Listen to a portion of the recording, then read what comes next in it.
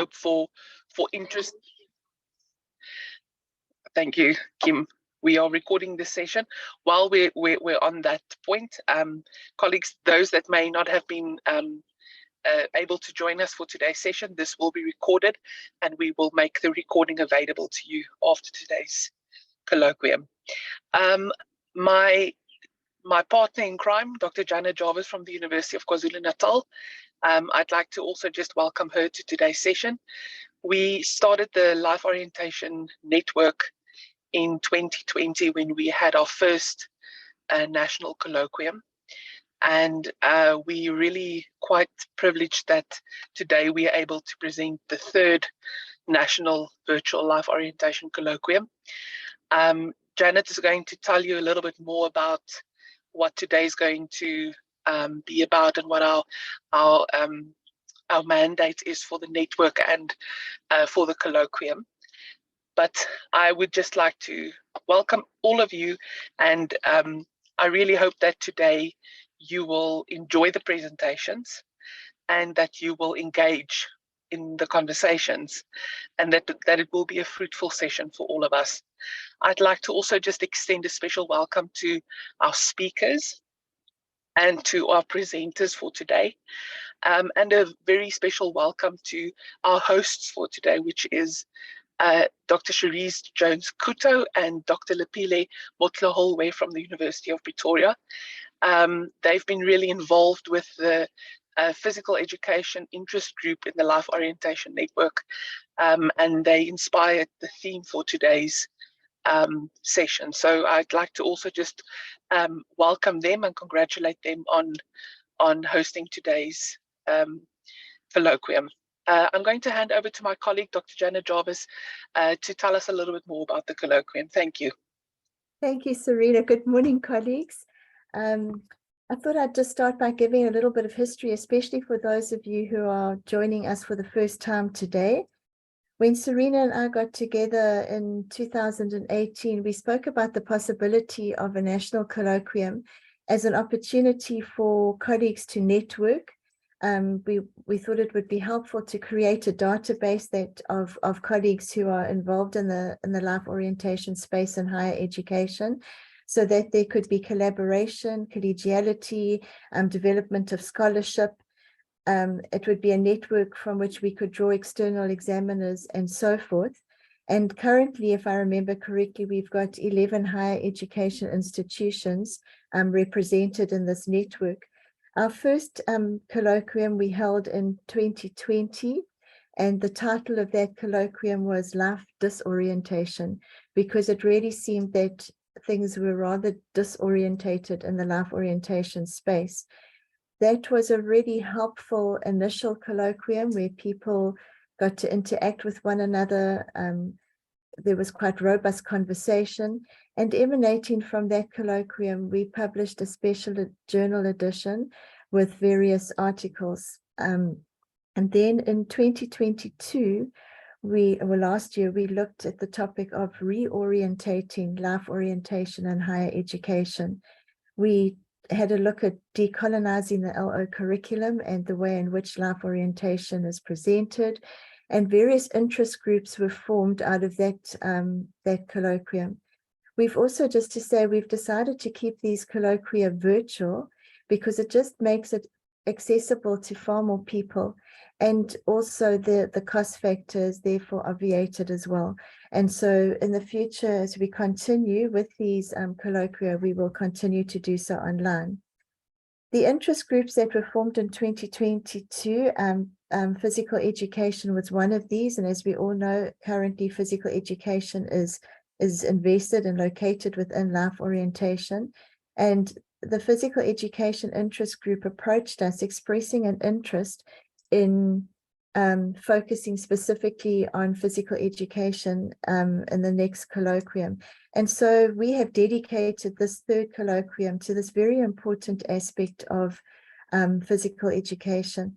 Just to say, and it's so great that Cora Burnett is one of our speakers today, that I was involved with Cora in the establishment of the South African Universities Physical Education Association. And although I'm more involved in the social development aspects and life orientation, it was quite an eye-opener for me to be part of this this research group, and just to see what is and what is not happening in terms of physical education in our country. And so this area within life orientation really needs to be addressed. And I think that the title for today's colloquium, namely reimagining and redesigning physical education, is really on point. We just, before I hand back to Serena to go through the program, just to say that we are planning a 4th colloquium in 2024, and anybody who has joined us today who would like to be part of the Life Orientation Network, please just let either Serena or myself know via our email addresses. And also, if anybody present here today has got a specific focus or idea of what they think we could possibly focus on in future colloquia, please let us know, and we would love to work with you and to facilitate this. So with that, by way of introduction, just welcome from myself as well. And Serena will now take us through the program, and over to you, Serena. Thank you. Thank you so much, Janet. Colleagues, as you can see on the screen, there's the program for today. We are now heading into the sessions with our speakers, who are Prof. Cora Burnett, Dr. Katongu Bwalya, and Mr. Ishmael Taladia. And then we'll head into presentations from the University of Johannesburg and Northwest University. And then we'll have a closing, which will be done by Dr. Sharice Jones-Kuto and Dr. Lepile Motloholwa. Thank you so much. I'm going to hand over to Dr. Sharice Jones-Kuto and Dr. Lepile Motloholwa to chair the rest of the session for us. Sharice and Lepile, thank you. Welcome. Thank you so much, Dr. Tijaka. I'm really very excited this morning. It's a bit cold, but I'm glad that we have a good turnout. In essence, good morning, colleagues. My name is Lepile Motloholwa, and I will be facilitating the first part of our colloquium. Yes, we have 3 distinguished speakers in this session, but unfortunately, one of the speakers, Dr. Bwalya, requested to be excused due to other commitments. But I have no doubt that the speakers that we have will be able to take us throughout the first session. And of course, we will have adequate time that will be allocated for discussion and debate after the presentation of each and every speaker. And so, colleague, all of us take this opportunity to engage in robust conversations and all these insightful discussions that are brought to this colloquium. And I think if we have to really reimagine and redesign physical education, quite a number of questions that probably we have to ask ourselves in going forward, but nevertheless, throughout the day, we will really engage and grapple with what we actually mean by redesigning and reimagining physical education and where it's supposed to be. Colleagues and our esteemed guests, without further ado, let me introduce our first guest speaker. Ladies and gentlemen, it is my pleasure to introduce Professor Cora Burnett. Prof. Cora Burnett is currently the director of the University of Johannesburg Olympic Studies Center. And Prof. Burnett is an extraordinary individual who has made a significant contribution, honestly, to the field of sports development and physical education. And there's no doubt she has published extensively on sport for development and physical education. And of course, she's been in the forefront of quite a number of collaborative projects, both internationally and within the South African context. And apart from the wealth of knowledge and experiences bring to our conversation today about reimagining and redesign of physical education, Prof. Cora Bennett also brings a fresh, I think, perspective that will enrich our understanding and inspire all of us. Without doubt, Prof. Bennett has dedicated herself for advancing of knowledge and pushing the boundaries in sports for development and physical education research. And her work had a profound impact on sports for development. Prof. Cora Bennett, we are very fortunate to have you with us today, and honestly looking forward to your engaging and your thought-provoking presentation. And thank you very much, and I will hand it over to you, Prof. So glad this has been long overdue, and I have sent like a summary of what has happened, or with a lot of blank spots of what hasn't happened in Salpia space. And I think it is so timely. And Janet, thank you so much. And colleagues, I see there's so many that I feel overwhelmed that you're still hanging in there for physical education, because I think sometimes you just want to give up. And I don't say that lightly. Yes, if somebody can just see that I can share the summary of what has happened to Salpia, because I think that was my brief. I did ask them to share it with you. Let me see. Otherwise, I'll just have to go through it. Okay, so let me take you back to the Salpia. And unfortunately, we were all brought together and we need funding for that.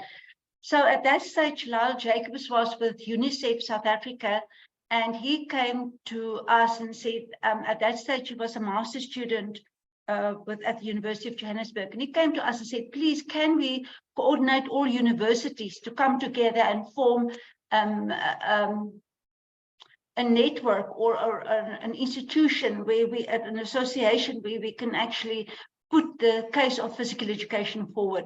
We were very keen, but they put in the money and we all went to Pretoria. And we had deliberations there, and then they gave us a research project. And you probably were well familiar with that project. So it was the state and status of physical education in South African public schools. And you will not believe it, but last week I got a call, and yesterday Tebogo, who's now heading School Sport South Africa, came to me and said, can we revive Salpia? And I thought, oh my goodness, yeah, it's the universe speaking.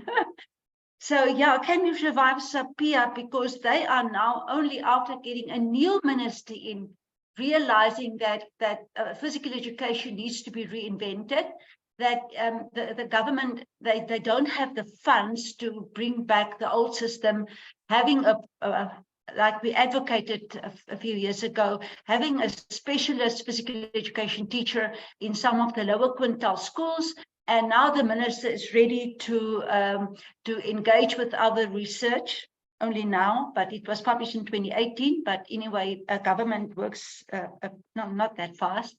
So for the first time, I really have, after we presented the research, it's online available. I can send you the link, and I can even send you articles. We had a special edition after we've done that research that you can read. I think Janet and all of them also published. And they were really fantastic reports at provincial level as well.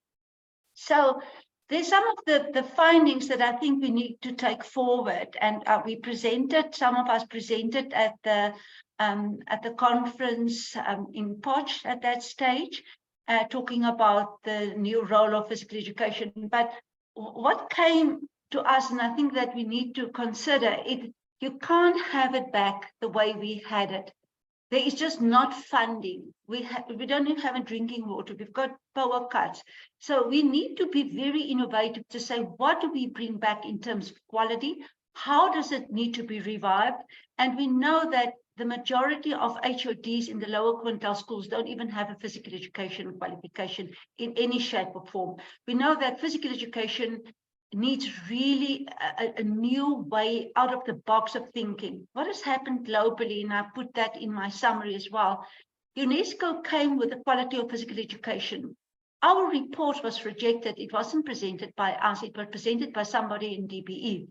So it was so poorly constructed that it was rejected. So we became a pilot, and the pilot report was not rejected. So it gave us this, it actually gives us the space, and even then, but we didn't have a seat at the table, gives us the space to say, here is SAPIA linked up with networks like you have now in your province. So I think we need to strengthen it. We need to actually go back to the drawing board and say, who are our members? I know Kobus, it can also come in, communicate it. Only a few will respond. So in the end, you actually can't get people together. There is no conference, there's no platform for us to really engage. And during the research, we also discovered that some of our members didn't pull their weight. Kobus and I had to go to one province and redo the whole research because the person just outsourced it to an NGO. So some people let us down, but also, in a sense, the good ones survived. And I can bring tribute to Janet, really. Somebody like Annelies, Northwest, I think Nikki, and at least some of us that are still there, Annelies. So we took some initiatives, but it was in isolation. So after the research, nothing happened with the research. We presented, nothing happened. And only now last week, the very new minister said he wants to hear about the research. It means they don't read the report, they don't read the articles. We have physically to travel and tell them the story. So I'm glad to hear a new story today to put up. So what is hanging in the air for us is to reinvent physical education in such a way that the quality can be there in the higher quintile schools, which are already there, but it can still be better and different. Then in the lower quintile schools, especially 1 and 2, and especially farm schools, we need to come up with a solution. We need to develop material that we can train them online, that we can take hands with the provinces and actually have a reach. So that is really a low-hanging fruit that has been there since the research. We also found with the research that 14.7% of physical education nationally is outsourced. It's outsourced in the higher quintile schools to coaches, outside coaches, parents coming in to coach, professional coaches coming to take the coaching in the schools. But in the lower quintile schools, it's just been handed out to NGOs. And each one the one is doing HIV/AIDS, the other one is doing whatever they want to do, but it's just in shambles in a sense. So since then, I've communicated with Alan, who's got 138 members of NGOs, and said, Alan, we need norms and standards. So that's another low-hanging fruit. If they outsource it, and that is reality, we can't say they cannot outsource us so see how can we make the best of what is currently happening till we have a new physical education, at least it's functional.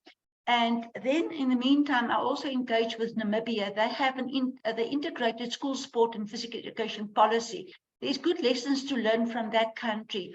And everywhere I went, and I shared with you the study of UNESCO now bringing Fit for Life in as a global program with the idea that it should be absorbed by physical education.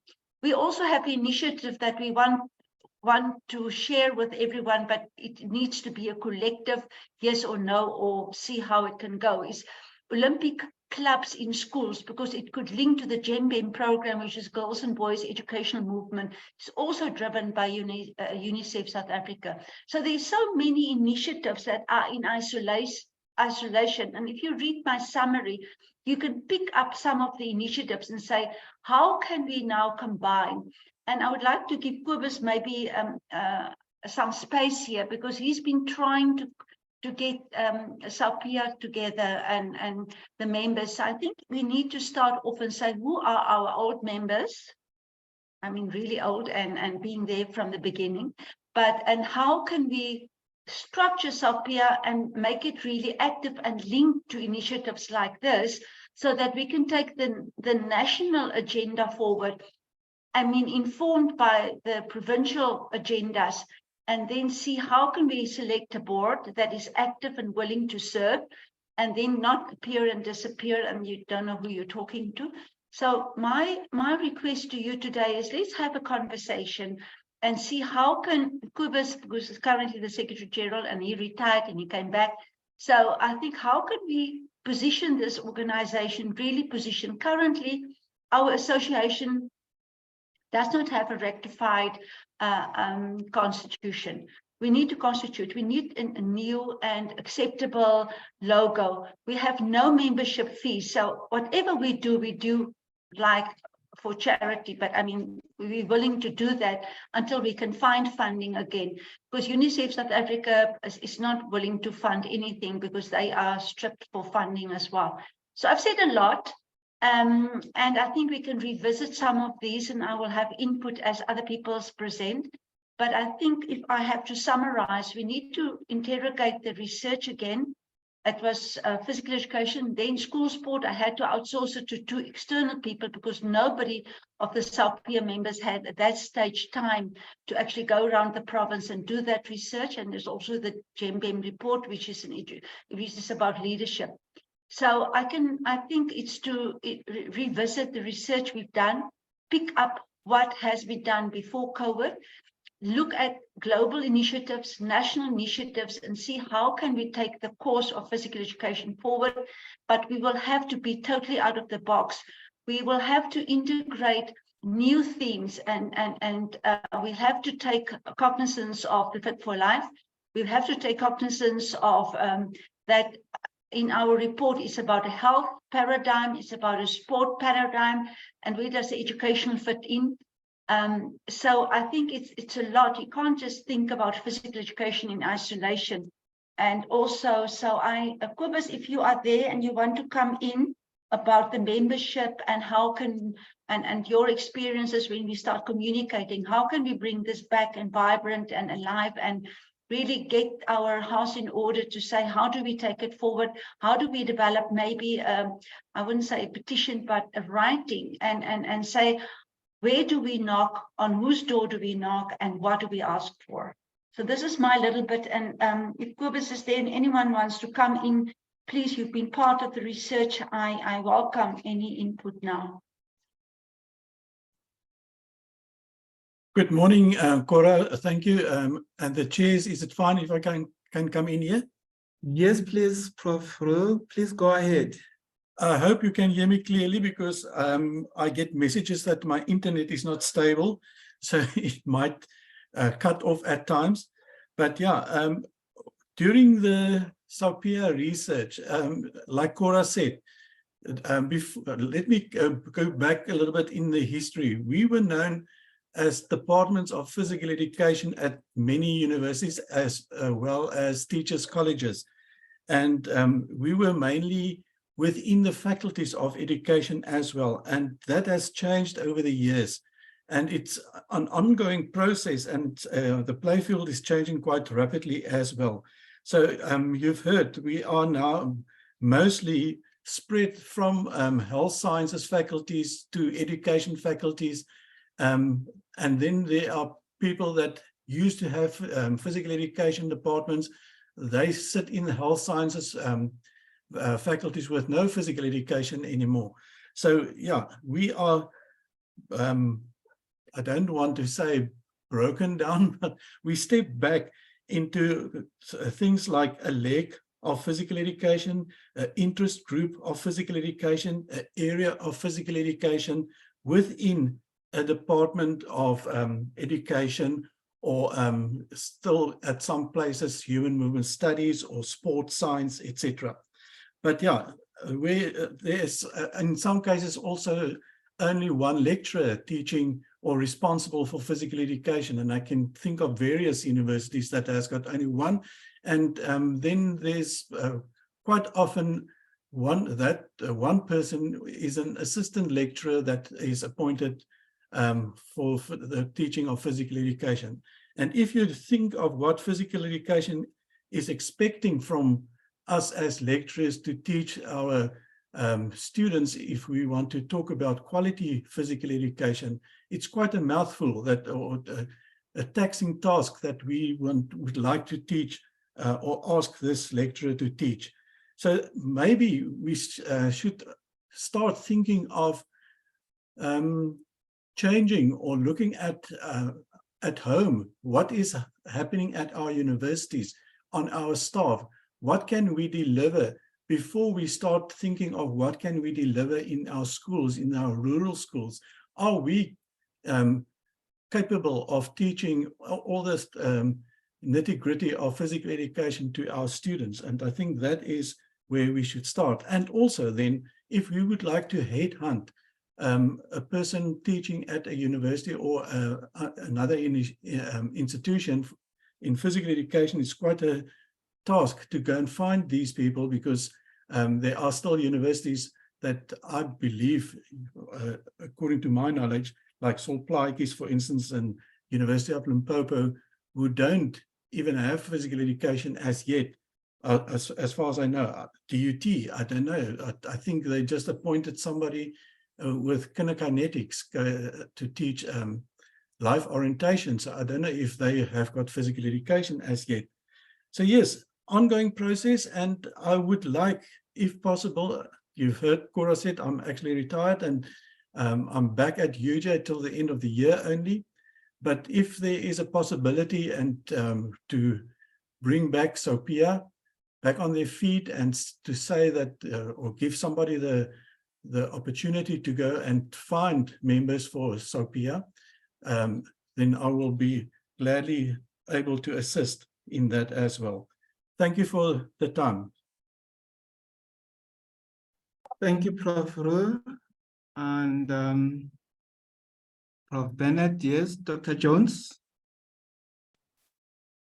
Maybe Dr. Jones can go. I think if we can just get the members, because Kobus is trying to communicate with members and they don't respond. So if we can get a membership there, then we can take that group forward. And then from that group, we can restart over, because people just dropped off. Some people went overseas, some people just left their jobs, some people shifted, and nobody responds. It's very difficult to get a response. So I thank you for this colloquium. I think we can start here as round zero and say, okay, let's just get our members there and we can take it.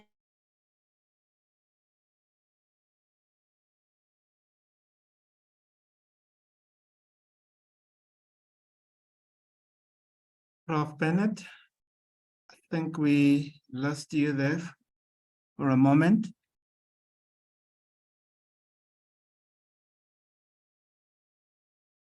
Prof. Bennett, are you able to hear me?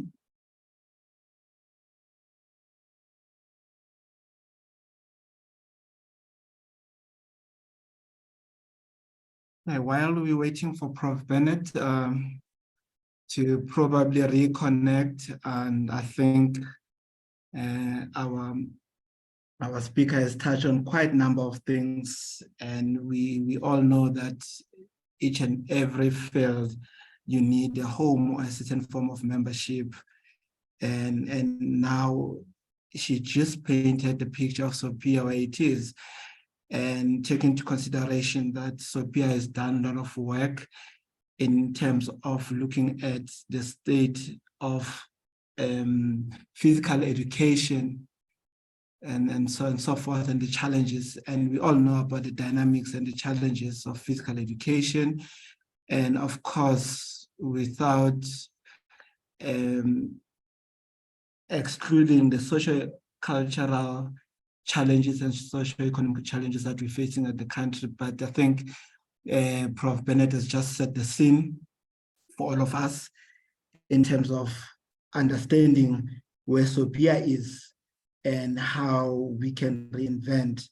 And she touched on quite a number of things that really should take us forward, and probably all of us gathered here.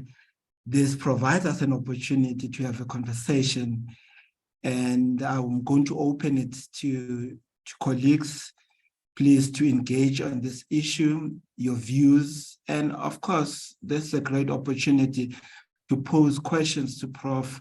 Cora Bennett, and if there are any contribution and how you envisage SOPIA going forward, and of course, a link to physical education. Yes, Dr. Jones, Kuta.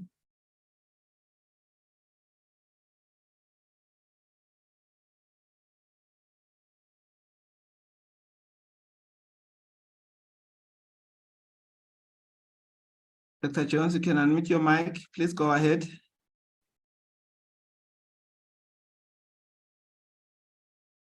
Okay, any other inputs, questions from colleagues? Dr. Jones, unfortunately not audible.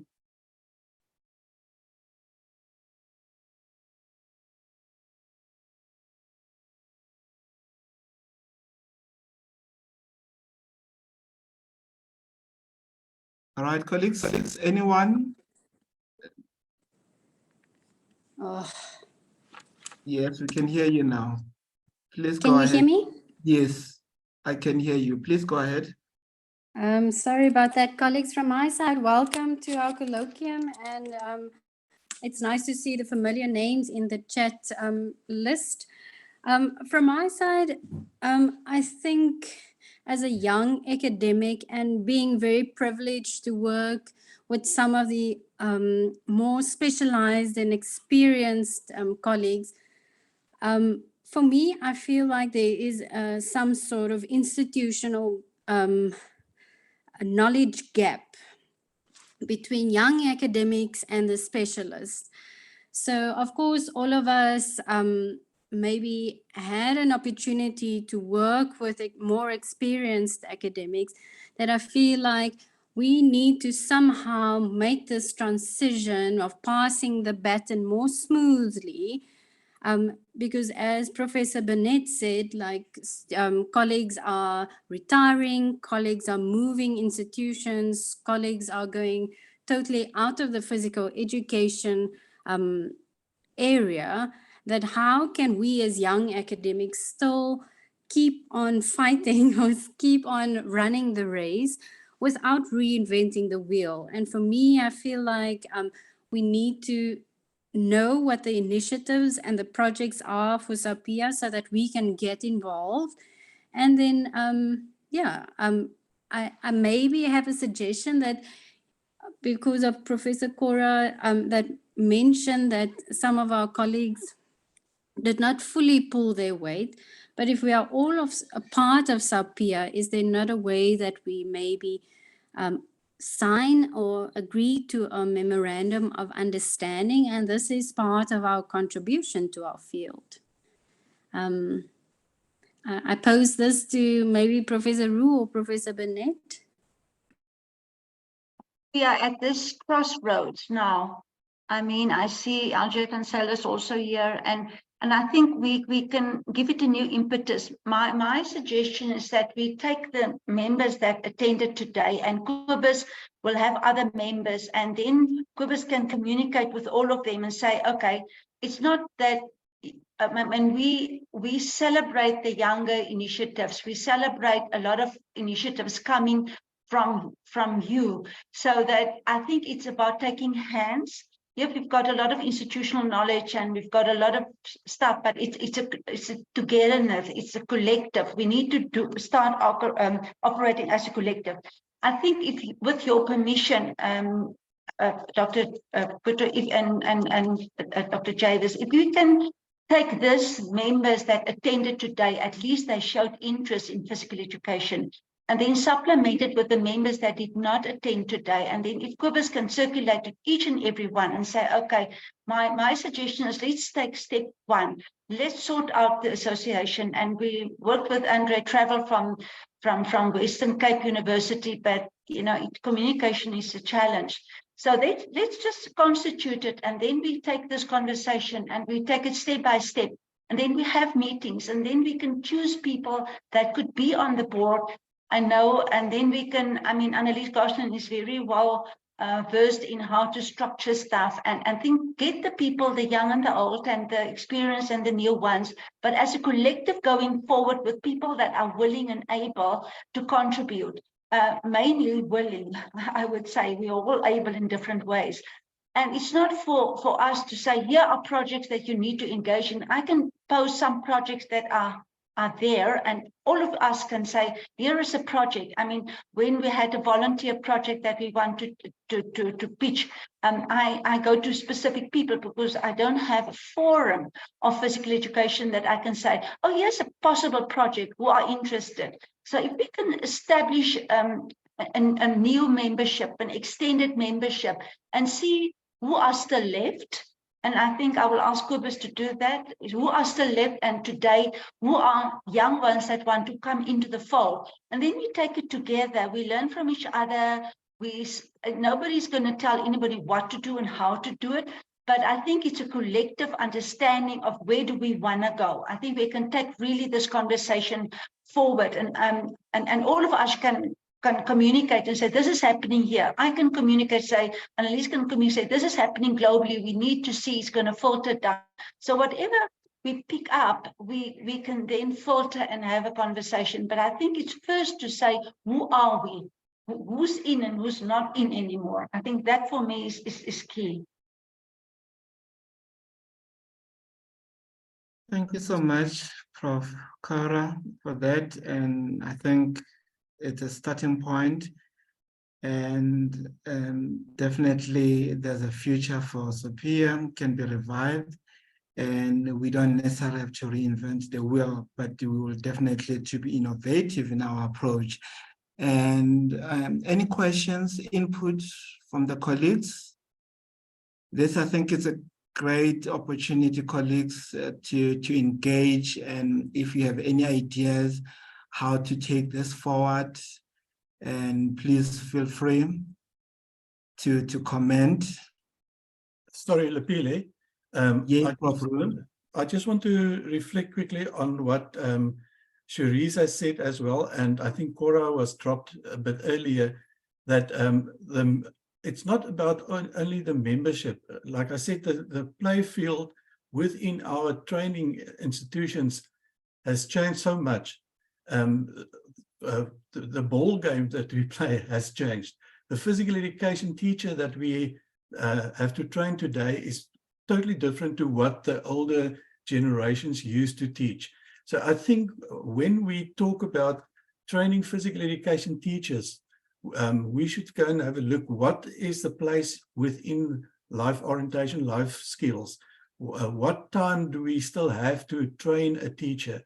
And maybe that is the role of Sophia, but it's almost who was first, the egg or the chicken, to go and find what is happening at our universities before we can get a head that is responsible, that can take a space in Sophia to develop what is happening or should happen at school level or in the training of physical education learners. We should look at who are the people that is still existing, but within the new play field, in the new development or training of physical education teachers, and not necessarily what we used to have even 5 years back. It has changed. If we think, and that is where I want to add, also to extend the invitation to the life orientation people, who is on board today, to come and identify or go back to their institutions and identify who is the physical education person responsible for their training, and send us those names. Because to go from university to university to find a HOD that can give us this information, it's a daunting task. You don't find them. And I think it will be easier if we can go through life orientation network to find out who is this person. If I take UJ as an example, for instance, we sit in health sciences. I'm partly part of physical education training in the content, and Clinton as well. But we've got nothing to do with the methodology training that is appointed by a person in, or the HOD in education faculty. So that communication within us is already difficult. For a person from outside to go and tap into that information at a university that is not on board or on the same page is quite difficult. So yeah, somehow I think, and because the whole process is new, we should be thinking new, we should be working new, and forget about what has happened in the past. Thank you. Thank you, Prof. Ru. New ideas, new approach. Of course, physical education has evolved, and we cannot see it in isolation. And of course, Prof. Ru, as you say, the teacher is in the center, or even the pre-service teacher is in the center of the physical education going forward. Over to you, Dr. Jones-Kuto. Mr. Motlaulwa, can you hear me? Yes, I can hear you. Please go ahead. Okay. I am very fortunate to work with 4 other young academics, and the future at the University of Pretoria does look bright because we are 5 individuals working within physical education. So I maybe think, and please colleague correct me, that we are the most physical education academics within one division, part of the humanities education department. And I'm giving you this context specifically to Professor Burnett, that we are not totally starting from scratch with our network. So of course the PE contacts that was formed was part of the Allo Colloquium from the very beginning, from the first colloquium, and we somehow worked together. And I must say we are all very young academics. I think the only more experienced academics was Professor Dorita de Toey and Professor Ru that helped us. So we asked them to mentor us as the young academics. I mean, there's also private institutions part of this network, and we somehow work together to have external moderators, to have moderation of our modules. We now are going to start writing research together as to what is happening in higher institutions regarding physical education. So Professor Burnett, we just want to tie more strongly to SAUPIA because there is somewhat a network, and of course we can elaborate a little bit more so that we can include all the institutions in South Africa and also Africa. So this is a silver lining to what we see as challenging, that there is a network already of physical educators within higher institutions that are working together. Thanks, Dr. Jones. And colleagues, please, you're more than welcome to use the chat section if you want to have an input, and just to go through some of the contribution from the chat from Dr. Dorita de Toey. Yes, I think the projects such as Prof. Burnett proposes, where the pre-service PE teachers training HE is investigated, will be the first step collectively. And so thanks for that input. I will give it to Prof. Susan Kroc. Yes, Prof. Kroc, please go ahead.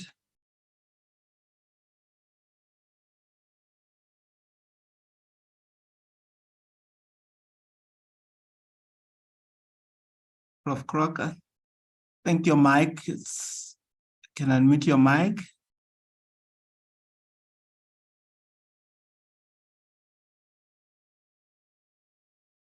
Please go ahead, Prof. Kroc.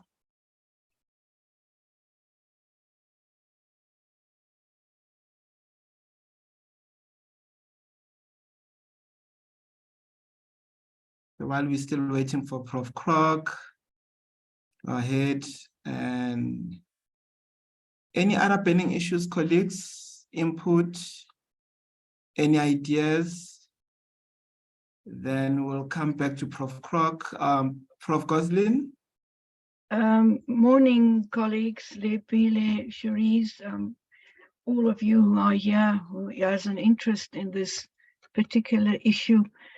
I'm retired already, so I listen to all of these things that you say, and I'm really glad that there is a movement to try and, I don't want the word structure, but to form a collective again, because we know Sophia is there, and they do wonderful work, but I think it's at this point the membership is the issue, and therefore maybe we can also think about an audit, first of all, before we start with all wonderful plans, an audit of who is currently teaching physical education in higher education institutions, not schools, because that's another huge task, but at least to find who's still active, where they are, what they are doing, and from there on try and develop a strategy, because it's not about the value and the place of physical education in education, higher education or basic education. We know what the value is, so that wheel has been invented already, but it is time to repackage it, because that, I think, is a major issue, and that's why lots of people within higher institutions move away from physical education into sport science or sport management, because when we look at the school situation from all the reports that Cora added to or attached to this, we see there is a resource problem, and we have to therefore repackage the whole thing, repackage the value of physical education. And as you said before, we need people who are willing and able and committed to drive this forward. Otherwise, we're just going round and round in circles. And the other day I spoke to Cherise and I said, you know, I was really shocked. I went to a high school in 1969, and we did certain things in physical education and also to a specific primary school. And now my grandkids are in the same primary school and they're still doing the same thing.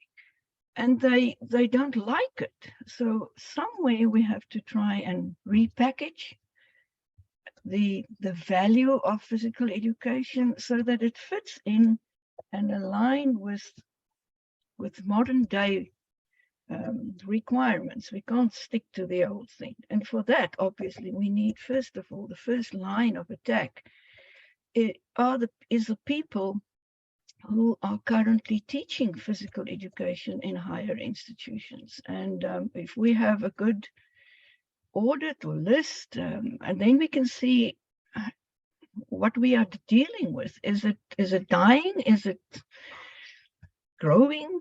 And from there on, we can then look into strategies and on how to do this and get people involved and keep them involved. I think that's more difficult than getting them involved.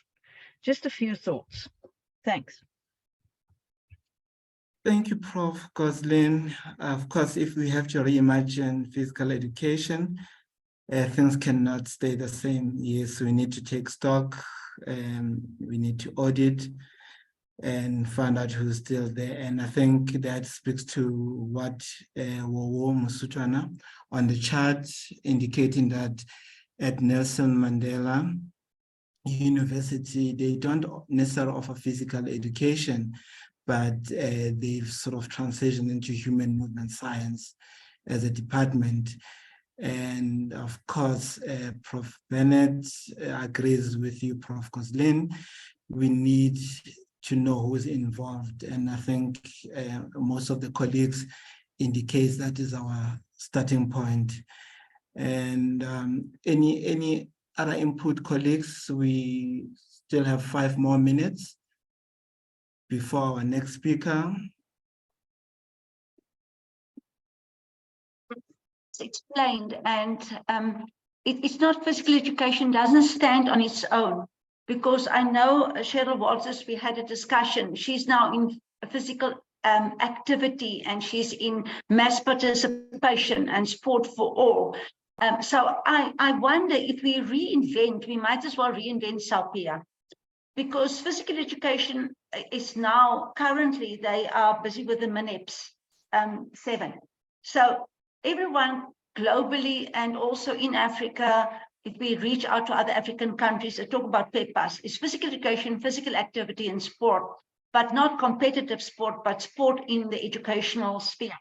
Currently, the Memorandum of Understanding is being discussed, and the Ministry of Basic Education wants to take over school sport, whereas the Ministry of Sport, Arts and Culture are arguing and say, okay, we're looking at sport at universities, sport at schools, because we know there's a big challenge to have those two ministries collaborating.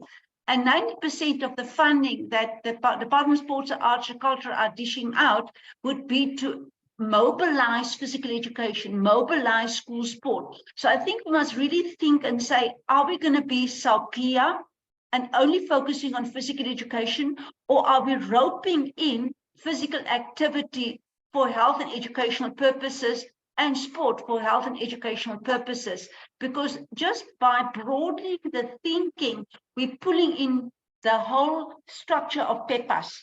And if the scoping report, I think to you, it doesn't, for me, it's a discussion, but it doesn't mean that you reduce physical education, you make it less. It just means that you need to integrate it more and find the spaces where it operates, it can operate. In 2002, Barry Houlihan said that physical education is a crowded policy space. It's still so crowded that we don't know, we outcrowded in so many ways. So I think if we think a bit broader and see what is happening, how could we make this an entity that we can rope in so many people working in this space that is linked to physical education, but also that can be part of the broader concept and more holistic concept of what is happening. It doesn't happening at schools, happening at different institutions. And then it might breach into why are people in health? And if we look Fit for Life, health optimizing physical education, we know that some of our universities are cutting back, and they actually deleted their program and sport management. That is so crucial. We know that, for instance, there are topics that we can even pick and take forward, and different working groups can take forward. For instance, integration, gender integration. Boys and girls are having together physical education. It's a disaster in most of the schools in secondary school, because girls don't want to participate with boys. If you look at the report, and I can pick out some of the findings, girls like different activities than boys. And as Annelies pointed out, the same activities are still existing. We're not moving with the field. So I think out of the box, reinventing, but also considering not to focus on physical education alone, but reach out that physical education become a voice for other spheres where it really needs to be heard. I think that is just my little bit. Thank you so much, Prof. Bennett, I think, for challenging all of us in terms of our thinking, if we have to reimagine and redesign physical education. And I think the most important thing is to say, how do we envisage physical education in the 21st century? And of course, the conversation has started, and colleagues, I see most of you suggesting that we need to reschedule or schedule a meeting very soon, and which I definitely support. And Prof. Roo, definitely we will give it to you, and with the support of other colleagues, and to ensure that all of us who are really interested, and I have no doubt that most of all the colleagues that are in attendance today will be interested to be part of that movement. And so, colleagues, thank you very much. Dr. Cora Bennett for that thought-provoking discussion and really steering the debate to the direction of the future of SOPIA and how it needs to be, and all the ideas and contribution from other colleagues.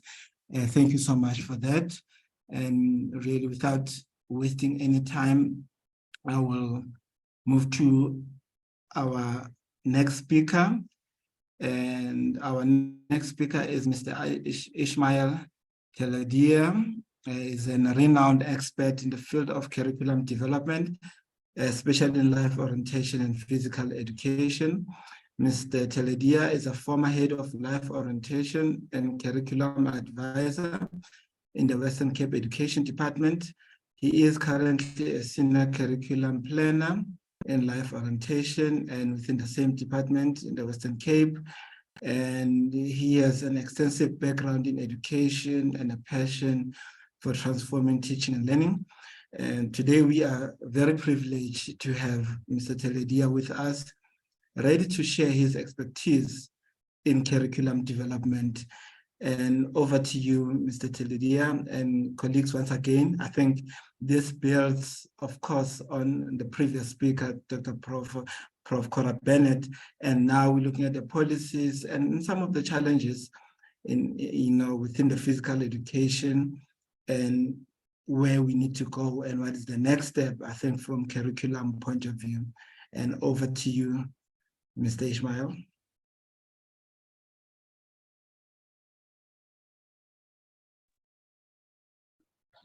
Hi, good morning, colleagues. I trust that you can hear me clearly.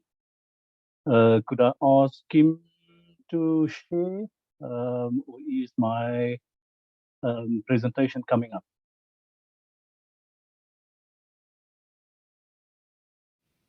Good morning, yes it is.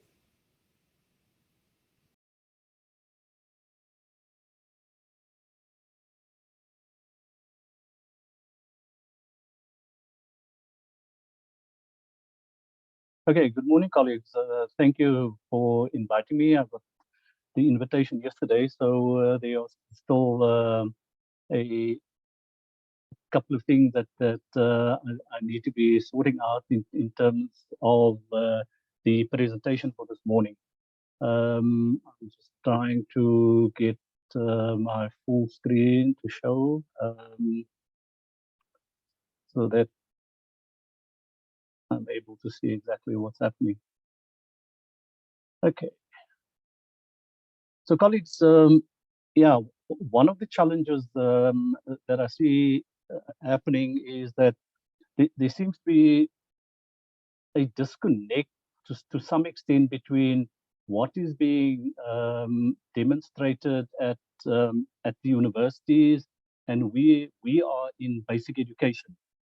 So one of our challenges within that particular space is the fact that universities to some extent have moved on in terms of almost moving away from offering physical education. And I'm saying physical education as we probably did it in the past. And I listened to Prof. Bennett speaking around that particular investigation that was done with regards to where physical education is in the country. I can safely say to you that in the Western Cape, we are way beyond what was reported in that particular survey and study. And we have escalated our participation in physical education in the large majority of our schools. In fact, last year, we hosted a physical education conference, what we call the stakeholder conference, where we invited the universities to attend. And I'm happy to say that some of those people that attended and presented are currently in this meeting, and that we have taken quite a few steps in terms of ensuring that we're acting on the issue of physical education. So I taught physical education. I'm in the department as a senior curriculum planner for life orientation, and I'm responsible for physical education within the Western Cape, but I'm also give inputs into what is happening with physical education at national level. So I can say to you in two provinces currently, and perhaps 2.5. I don't know how far Gauteng is, but between the Western Cape and Northern Cape, there's major collaboration in terms of ensuring that there is a delivery of physical education. So my question in terms of having the stakeholder conference last year was to get the universities together, because the universities have shifted, and I work very closely with the 4 universities in the Western Cape, specifically with UWC, and I'm happy to see that Dr. Sylvester is in the meeting, because we've just, gone on a partnership with UWC and Malmö University in Sweden. We also work very closely with CPUT, with UCT. We work on a project-based approach with Professor Vicky Lambert, and likewise with Stellenbosch University. But the core feature of what is happening at our university, and I'm making reference to the 4 local universities in the Western Cape, but also having spoken to some of the colleagues at national level, barring Professor Du Toit's Northwest University, that the universities have focused on 2 areas. One is the focus on elite sport. We're looking at high performance, and the other looking at sports science, rather sports science as part of that elite presentation, but also sports management. So there is a vacuum, and the vacuum is that we're not focusing on physical education within our universities. And so when a young person wants to go into doing a teacher program, PGCE, then they're not finding necessarily the space for them to be able to go into a school. Now, I want to also give you 1 or 2 good practices, and I want to use the Western Cape as an example, because we are massive on the issue of getting physical education up and running in each of our schools. So a couple of things that we do. One is we run regular teacher training programs. Now we know, because universities are not producing physical education specialists, we are looking at taking the teachers that are responsible for life orientation, and we teaching them, we upskilling them in terms of physical education activities. Give them the necessary skills, even though they are not specialists, but for them to be able to implement the basic components of physical education. And I heard the colleagues making mention, and I want to make inputs at that point because it's part of my presentation, is that we're not seeing a situation where the teachers that are being trained, besides our relationship with our local universities, I don't see enough of the universities taking the initiative to say, we will run a teacher upskilling program. And we are going to invite, whether you're close to a district, close to the university, or whether you do the whole province, but we're not seeing enough of that. And we're not seeing enough of a collaboration. And I'm now talking anecdotally, enough of our connection between the provincial education department, life orientation officials, and the universities. And I think that is where that closing the gap needs to happen sooner rather than later. Yes, I hear that there is movement in terms of Sophia, and maybe Sophia must revisit in its constitution in terms of saying we should be having, because a major constituent of the implementers of physical education is in our schools. So we should, in fact, be having someone from that particular sector, two or a group of them, that sits part of the superior entity. So it becomes important that we are open to where we are currently, because at the moment it sounds as if we're trying to pull people together. The older generation are on the way out. There's a younger generation, but perhaps we need to reinvent Sophia. And so perhaps that is one of the process and recommendations that I would like to leave with the colleagues this afternoon. Colleagues, I can't seem to be picking up on my presentation, but I'm going to be chatting as we go along, as if I'm seeing it. So one of the further issues that we have, again, and we're talking about best practices, is that my subject advisors go, thank you for that. My subject advisor, you can go to the next slide. Thank you, next one. Okay. So my subject advisors go around to every school when they do their school visits. And we have a situation, as was mentioned earlier, your higher quintile schools, they will employ specialists, they will bring in people that would be able to assist. But again, we are doing vetting on those individuals coming in. Let me give you an example. One of our elite schools, Wynberg Boys High, said they don't do physical education because all of their boys play sport. So I had a conversation with the principal and I said, no, physical education is policy. So I want to see a physical education period on your timetable across all of your grades. So what he did was he then employed Springbok canoeist and Rob McLean, and I will tell Rob that I mentioned his name today, brought in Rob McLean. Rob put together a physical education program from Wynberg Boys High, and a couple of months later, I get complaints from the teachers, or rather from the parents, saying that the physical education program is too rigorous for the boys. And so we had a conversation, and so Rob, principal, and myself said, okay, let's look at just bringing physical education back into the elite school, but look at an activity that is going to cut across all of our learners and be as inclusive as possible. So that is the approach that we took. So that is happening.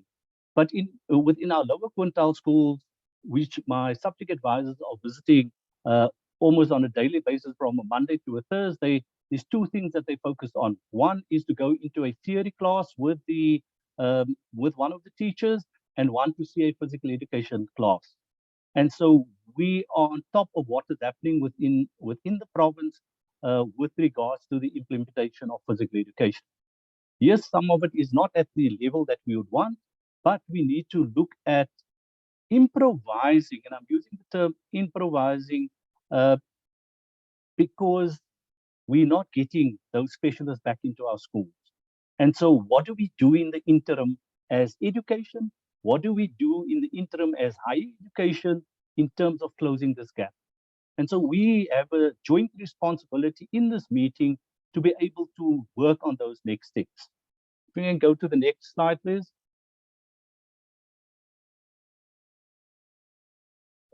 So the responsibility is our HAIs, but we also have government, and in the Western Cape, we have full support of our provincial government in terms of ensuring that we have the necessary support to run training programs, to run conferences, but also to be able to support all of the activities that we have put together for physical education.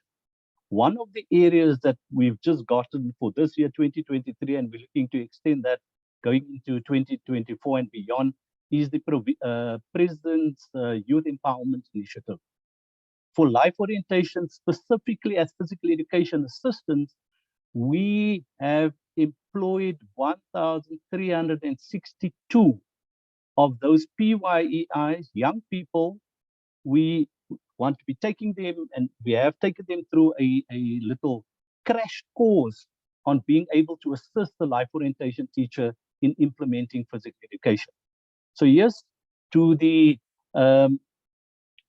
professors and the academics in this room, you may be cringing at the moment because how can we allow these young people to be anywhere close to a physical education class?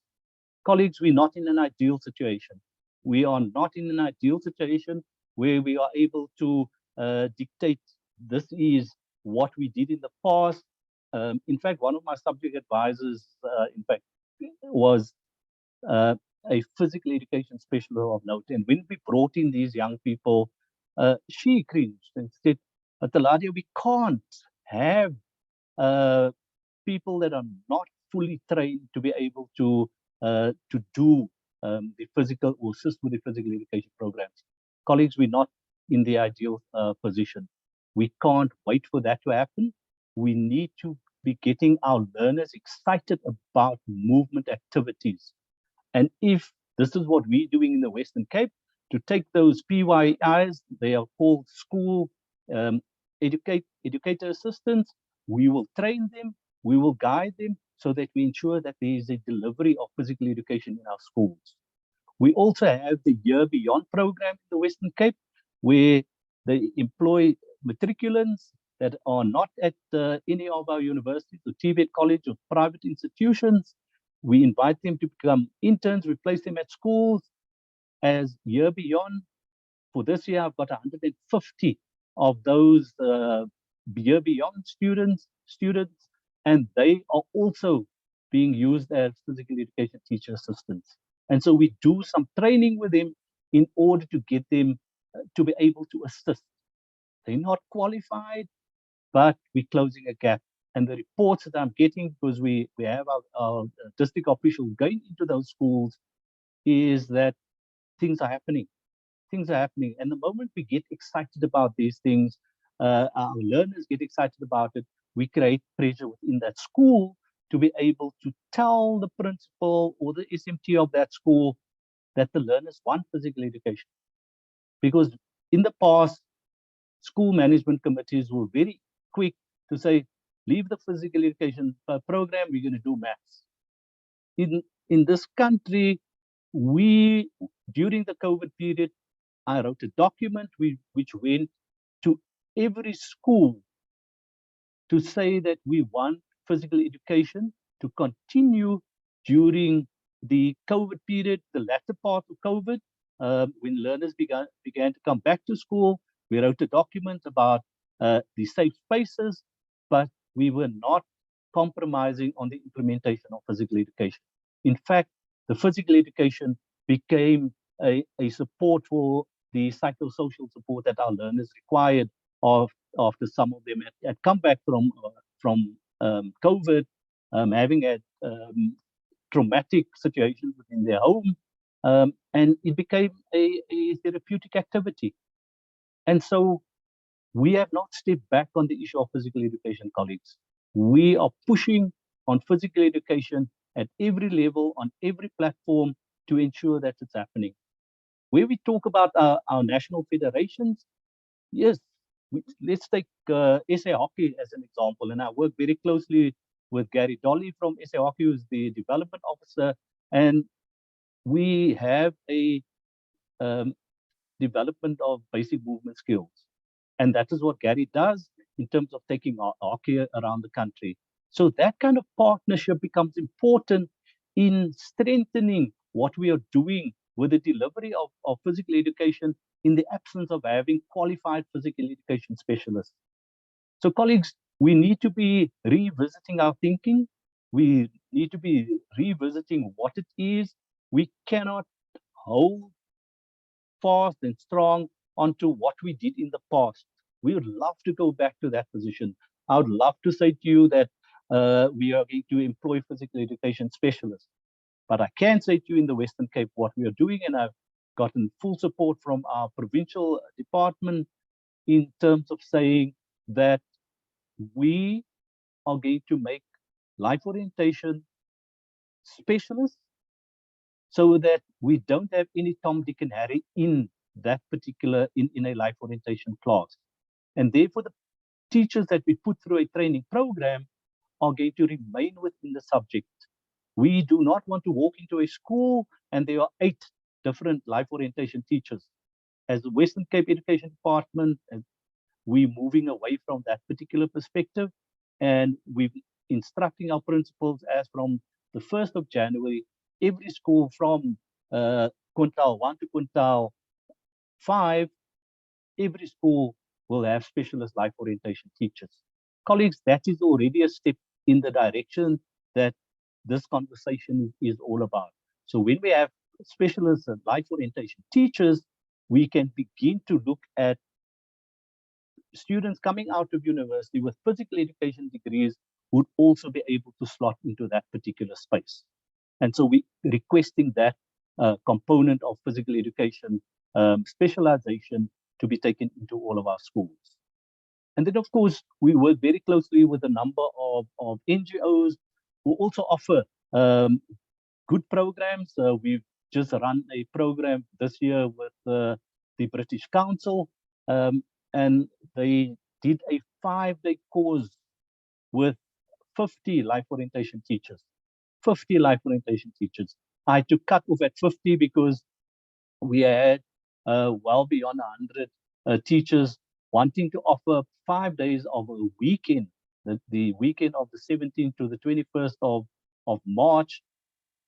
I had well over 100. We had only capacity for 50, and they offered up their weekend, their long weekend, to be in a training with the British Council through the Premier Skills program.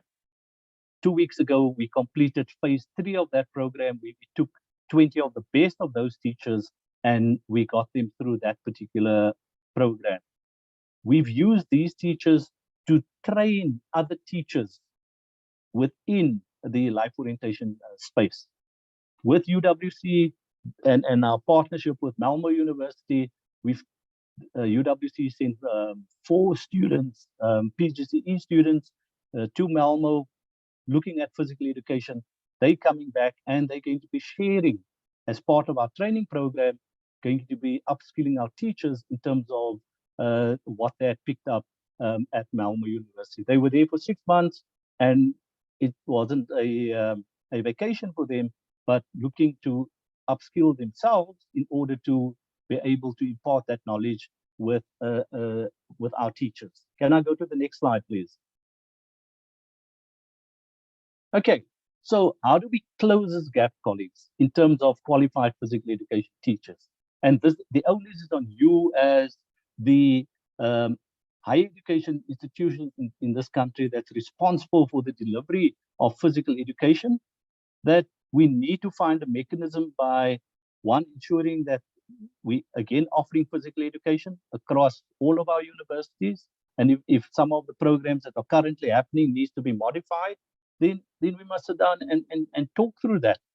At the moment, I hear it's only the universities having a conversation with the universities. I heard from Cora that she made mention that she's spoken to the new minister. At the end of the day, as you correctly mentioned, the wheel turns very slowly. But if you work with our provincial teams, things are already happening on the ground.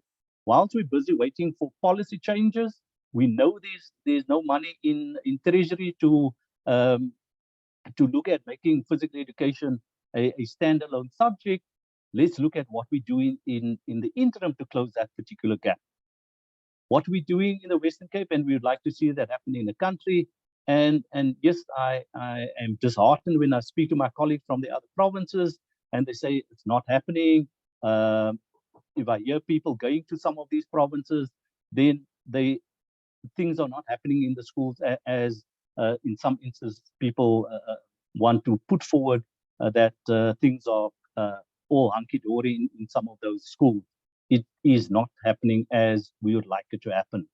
So it becomes important that we begin to close those gaps.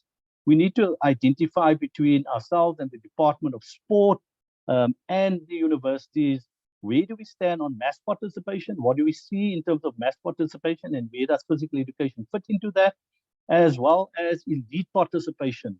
If we're talking school sport, what is it that we are looking at, and what are we doing in order to understand that physical education is not school sport? So we need to be ensuring that we have some kind of hold on exactly what people's understanding is of these two particular concepts. Then recognizing that physical education is that pathway for participation in organized sport. So if learners are active, if learners are doing the basic activities at the schools, that would hopefully be the springboard for them to get involved in elite sport. Can I go to the next slide, please?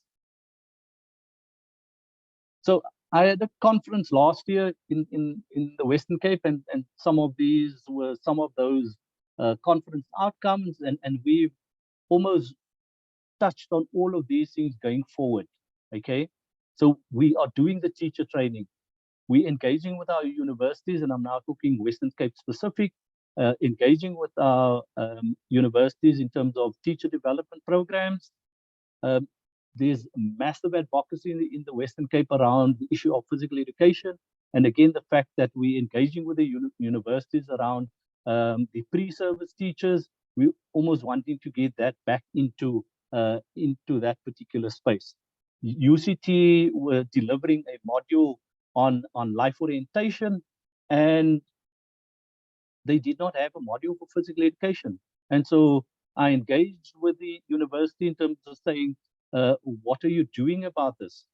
And so this year, as part of the students coming back, they've appointed a physical education specialist to do the physical education module with the life orientation PGCE students. In curriculum and assessment, we are constantly looking at ensuring that whatever lesson plans, whatever activities we put together, that there is a focus on physical education, but also understanding the different contexts within our province and within the country. And so we are able then to provide teachers, especially novice teachers, coming into the space with lesson plans that would help them to get active at their schools. As part of that advocacy that we're doing, it's about branding physical education as part of the wellness program. So in the Western Cape, there are 3 major pillars from our provincial government, and one of those pillars is the well-being of the citizens.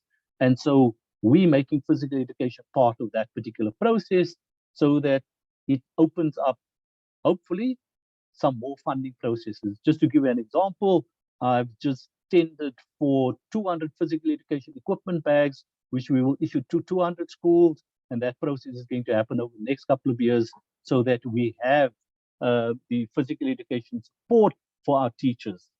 There is, as I mentioned, the psychosocial support as post-COVID activities. There is a charter that we're developing for life orientation teachers in the Western Cape, because we want to launch a professional life orientation teacher association, and a component of that is physical education. The issue around inclusivity, and we're getting lots of collaboration with our schools of skills and with our special schools in order to provide whatever assistance we can. And then, colleagues, it's just about trying to make physical education attractive. Let's make it sexy so that our learners, our teachers, our community can come back into that particular space. It is disheartening to listen to a parent when you meet with your parents wherever you are in the country, and they say, when are you bringing physical education back? And then I almost want to get a heart attack when somebody says that. It's been there, we're doing it, we're just elevating it and giving it a spotlight so that the people begin to look at, so what are the programs that you're implementing in physical education? Let's change that narrative about where parents are currently and change that narrative as soon as possible. Next slide, please. So, colleagues, these are my next steps in terms of where we're going to in terms of today's conversation. We need to focus on individual provinces. In this country, everybody is not at the same level. People are not working at the same pace. Individuals that are responsible for the delivery of physical education, they do not necessarily have the passion for physical education as we would have with individuals in other provinces. So our focus as a collective, let's see what is happening in our individual provinces. Let's see how we can strengthen. Let's see how we can collaborate to ensure that we move forward in a stronger manner. The activities that are happening currently that work, let's strengthen those. Let's see what are those partnerships, and let's see how we strengthen those partnerships in terms of highlighting the good practices that are happening within our provinces. Colleagues, again, my appeal, as I mentioned earlier, closer collaboration between our universities and our provincial education departments.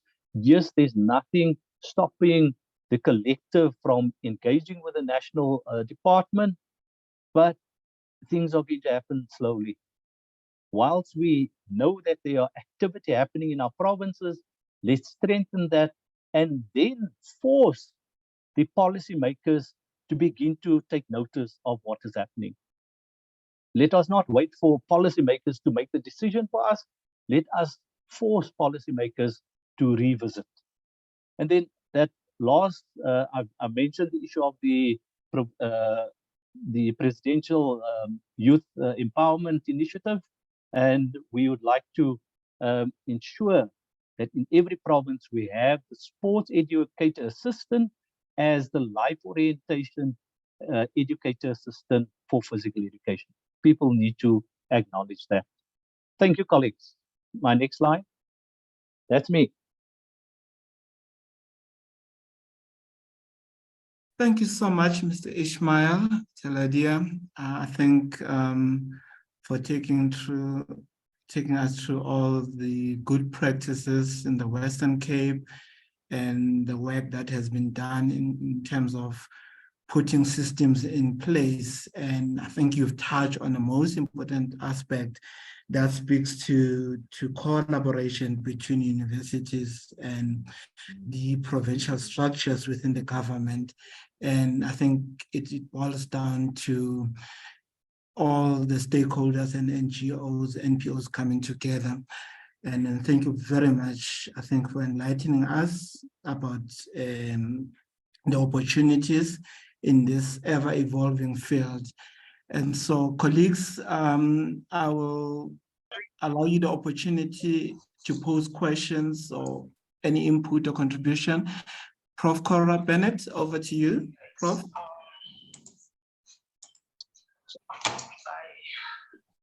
I went to the hospital,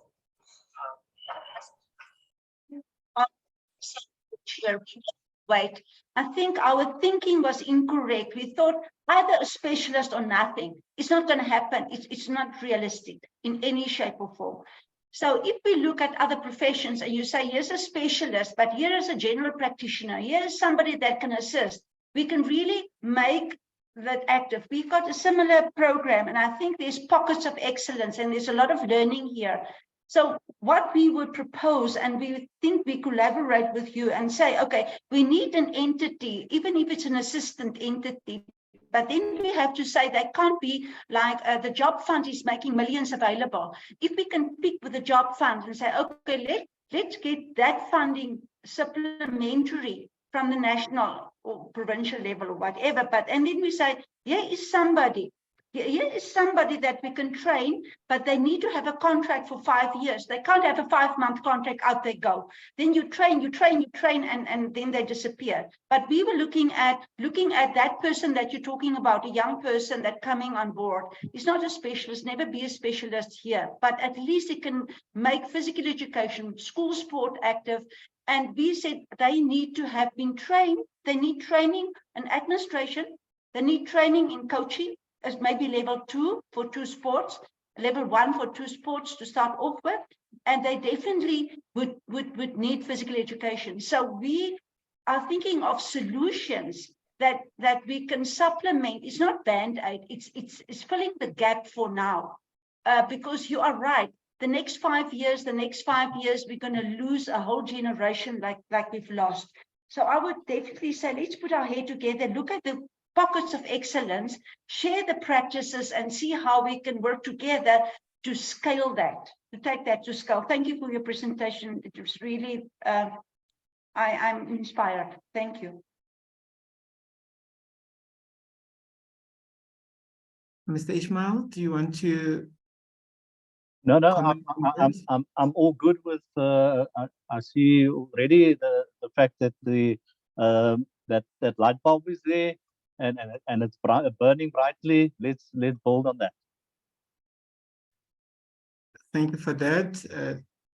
Prof. Cora Bennett. I'll give an opportunity to Nikki van der Merwe. Over to you, Nikki. Thank you, Lupile. Thank you. Good morning, colleagues. It's Nikki van der Merwe. You know me. I'm almost, as Cora said, from the old school. I'm also retiring. But I just want to congratulate you, Ismail, for what you did. Similar to what you did last year. If we can, we'll vote for you for Minister of Education. Because if the Western Cape can do this, the other provinces can also do this. And I just want to come back regarding the seriousness of this matter of physical education. I go back what I said at your conference last year. In 1978, UNESCO founded the Charter for Physical Education. And Cora, you also know this very well. This is, as he said in his presentation, it's the right of all learners to have access to quality physical education, physical activity and sport. This was upgraded in 2015 as one of the first human rights-based charters. Our government signed that charter.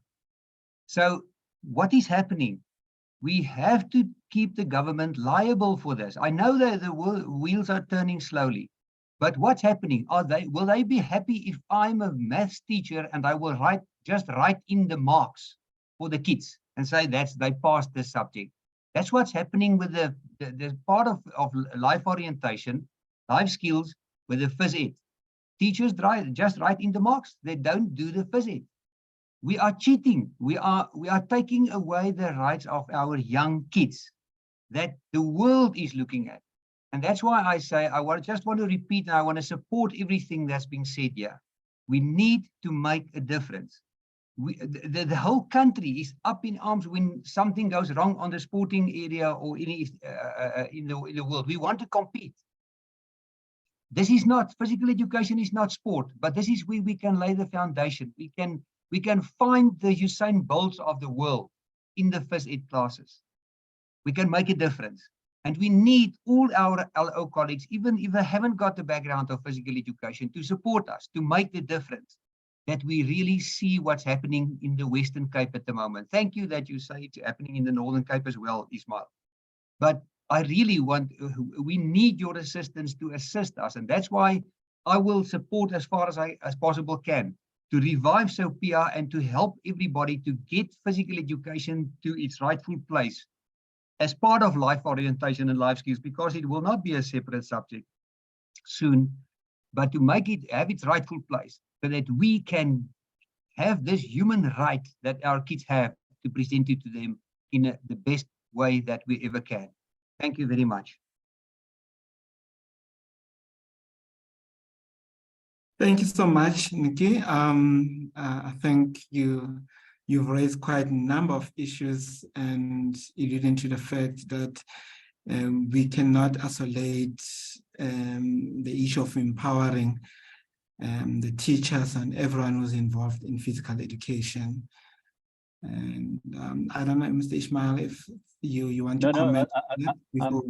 I'm happy to hear that. I mean, people are supportive of some of the statements that was made in our presentation, and so I'm happy. I mean, Nikki was at our conference last year. You presented, and we had 13 of our universities at that conference, colleagues. So if it's a requirement from this particular collective to say we need to have that as an annual conference from the Western Cape Education Department, from my desk, we said it's going to be an annual event, although this year our focus was only on teachers. So we had another conference this year for life orientation teachers with a focus only on physical education. So if you want us to host another stakeholder conference next year and we bring all of you together, if it's not happening from SOPIA side, then colleagues, I'm open to us ensuring that happens. Thank you for that. Juliet? Yes, thank you very much. Thank you, Mr. Teladio, for your presentation. We actually met a few years ago on Potchefstroom. I don't know if you can remember. Yes, but, I do. Yes, so I just want to set the record straight. we at the Northwest University do train teachers in physical education. In the BEd program, they can actually major in physical education as well as life orientation. And in the life orientation program, if a student is majoring in life orientation, they get two of the 8 modules is in physical education. So we are really serious about physical education, and you've heard one of my colleagues, Nikki, already. And also in the PGCE program, the students who are taking life orientation as a methodology do have the physical education part as a section B of that module. So I just want to mention that we really are serious at the Northwest University about physical education. But I also want to say that we need to take hands the life orientation group and the physical education group. We cannot act in different channels. And I think Nikki also mentioned that. So there's just a few comments that I want to make, but thank you very much for your presentation. You gave us a lot of food for thought. Thank you for that, Juliet. And let me say to you that I acknowledge Northwest University as one of the standout universities with regards to the continuous support for life orientation and the physical education program. So yes, I chat with Professor Pretoria on a regular basis. Nikki works well with us. So yeah, Northwest is, and having worked with some of the other universities, is one of the standout universities in our country. So, and I did mention that in my presentation though. Thank you. Thank you. Thank you, Juliet. I think before I go to Cherise, some comments from the chat section. That's from Peter, is requesting that Mr. Teledia to possibly share the charter for LO teachers with us. This can guide us in training LO teachers at the university level. And I think it's just based on the good practices that you shared with us. If you have any documentation that you can share with us. Then another comment, the reality is that in most schools, physical education is delivered by generalist teachers, and with all these NGOs and other program teachers follow the merit approach and implementation practices. And so those are some of the comments. It's no particular question at all. Then we'll still continue reading some of your comments. Colleagues, please feel free to engage using the chat section as well. Then over to you, Cherise. Thank you, Lupile. I'm just going to switch on my camera just to introduce myself, maybe still virtually, to Mr. Taladia. Thank you for saying yes to the invitation, and I'm so happy that it worked out this way, because your presentation was really insightful. Thank you very, very much for agreeing to this. My question to you, or it can be a question, is there a network of colleagues across the provinces within the Department of Basic Education of South Africa? Because as we've mentioned earlier, and which Professor Burnett said, we are not in a vacuum. And somehow it seems like the DBE is running, and sometimes it seems that the higher education is running, but we are all running in different directions. So if we establish the network or find out who we are in SAUPIA, and if we find out who is the people involved in physical education and life orientation within the DBE, and the same with the Department of Sports and Recreation, Arts and Culture, maybe then these 3 stakeholders can actually work together. So my question is there a network within the DBE? Because it seems like you are driving the physical education vehicle, and in my perception is if there's no drive from the DBE, there is a disconnect between the three entities. Okay, thank you. Thank you, Cherise. Thank you for only inviting me yesterday, but that's fine. I can live with that. We have people in my position in every province. In fact, I'm here at DBE. I'm had to move from our meeting place to my room just to engage in this particular colloquium. But we have colleagues in every province, and so we do have a network. And it is because we're pushing it so hard that the colleagues, and again, as you know, in government, we need to have a colleague that has an appetite. And so the colleague, and for want of a better word, let's say, let me not pick on a province, but let's say the colleague in Zimbabwe, he does not have an appetite for physical education, then you're not going to get that kind of drive in that particular province. And so the idea that we are working with currently is to begin to get our colleagues across the provinces to all get on the same page in terms of the delivery of physical education. So colleagues, the appetite is there from our side. I will drive it, and I'm giving that commitment. I will drive it. So if you in the Eastern Cape, I will get a colleague to meet with the universities in the Eastern Cape and say, let's begin to work on a program. If we need to get to the Free State, we will get you the colleague in the Free State that will sit with you and you guys plan it. Unless people are connecting, the colleague in any of those provinces are just going to carry on and focus on what they think is important at that particular point in time. So we need to get the appetite of everyone in every province excited. We need to feed them a bit so that we are able then to take this process forward.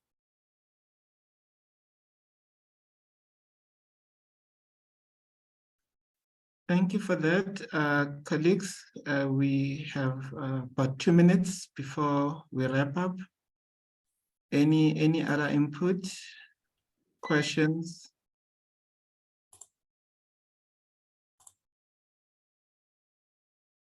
Prof. Krog? Lepile, can you hear me now? Yes, I can hear you. Okay. Please go ahead. Sorry. Thank you very much, Ismail, for your presentation. It's wonderful to hear your passion. And I'm at the University of South Africa. I know in the media the wheels seem to be coming off, but the lecturers' wheels are not coming off. I mostly, well, I lecture in early childhood, and we do the life skills within the foundation phase. And I do the physical education within the foundation phase. And it's very difficult, as you say, to get everyone involved in the buy-in. And we have thousands of students across the country. We're looking at almost 7,000 students just in the second year for teaching practice. And the planning of physical education lessons, or just the understanding of not only physical education, but physical activity. And that I can help with, and I'm willing to get involved on the foundation phase side on the importance thereof, because that's to me where it starts. If we don't get the passion at the bottom end, where it isn't being implemented within the schools, and the time is taken away for reading and for mathematics, whereas you learn physically, you can learn through physical activity, you can learn to read and learn to count. And that's what I implement within the foundation phase. We also have the physical education offered in the BEd foundation, the BEd senior FET phase, much the same as Northwest. We have it in the PGC as well, where it's a methodology, and Dr. Lees is involved in there. Ours is known then as physical education and sports coaching. We made it a combination of that as well. And, you know, because we've got thousands of students, well, it's close to 70,000 that do teaching practice across the country, and we can do it distance learning. We just, I think more problematic is physically being in a school and showing them how to do it, where a person can then link up with persons on the ground and run projects as you say, and we can also offer through short learning programs. We can have a funding project of training teachers online as well, but linking with persons on the ground that can help. So the funding is always the problem. A short learning program it isn't a formal qualification, but it is an upskilling and a skills program that a person can bring in. I know it's a lot of planning and that, but a person can look at it maybe not for next year, but the year after, but helping, because we have centers, teacher centers all over the country, plus all over the world. So to me, because it's my passion, if you can't move, you can't learn. And so that is where it comes in, and it isn't, as I say, getting the rightful place and linking it to all the aspects of health, having a healthy living, mass participation, because very often these children are sidelined if they can't do, as you know, if they don't feel good about themselves, they do not participate. And that's a focus in the foundation phase. We've got the 0 to 4 program diploma that's starting next year. It's a 0 to 4 diploma for teachers, where also a certain amount of phys ed or physical activities are going to be brought into that. So it is, as you say, passion. Sorry, I just want to switch my phone off. Passion from our side as lecturers and persons involved that want to get involved in it. So I'm willing to help on that level and see what we can do. Thank you.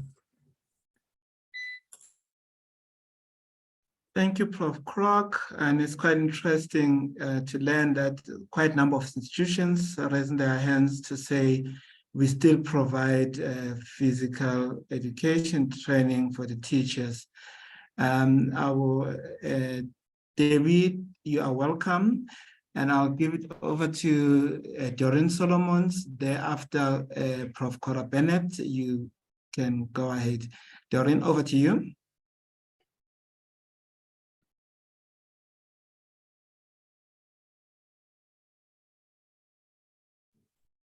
Good morning, everybody. Can you hear me? Yes, Doreen, please go ahead. Good morning. Thank you, Talaria. That's good. I only got the thing yesterday, but thank you very much. I see you have been in the Boy Scouts some years ago. People, I'm Doris Solomons. I was sitting in Talaria's hot seat years ago. And I also served on the Episcopal International Association of Physical Education and Sport for Girls and Women. I'm the executive for about good 11 years and passionate still about life orientation, physical education. And I would like to see the physical education flag flying very, very high. I just want to comment and reiterate on the comment that I've made with regard to the audit. I would agree with that.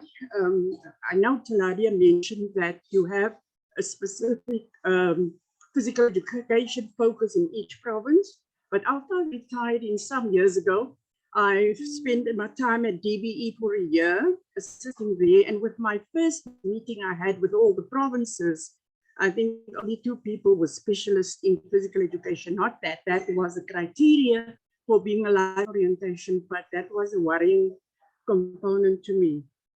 So just in short, I want to say thank you very much.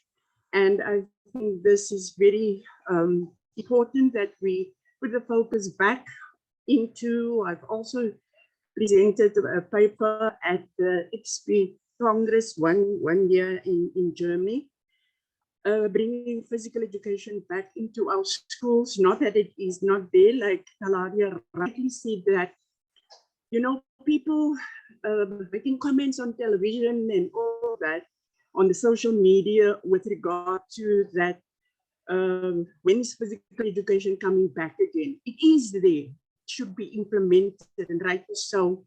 You know, with time allocated currently, we need to do something about that. But yes, we need to come on board, even at a very old age. I don't want to share my age at the moment, but anyway, the passion is still there. But thank you very much for Cora and for Cherise and Dr. Professor Goslin. thank you very much for inviting us to this colloquium. Thank you. Thank you so much for that. I just want to check with Cherise, the previous hand. You.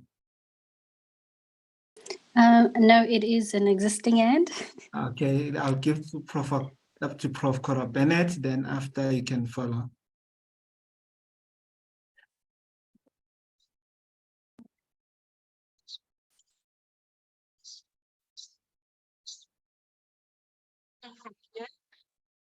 We do the audit and see how and who can do the audit. You know, there's no funding.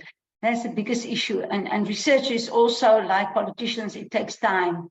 So I would think we need to come up with a quick audit so that at least it's not going to be publishable with a master's or PhD, but at least we have something to go on.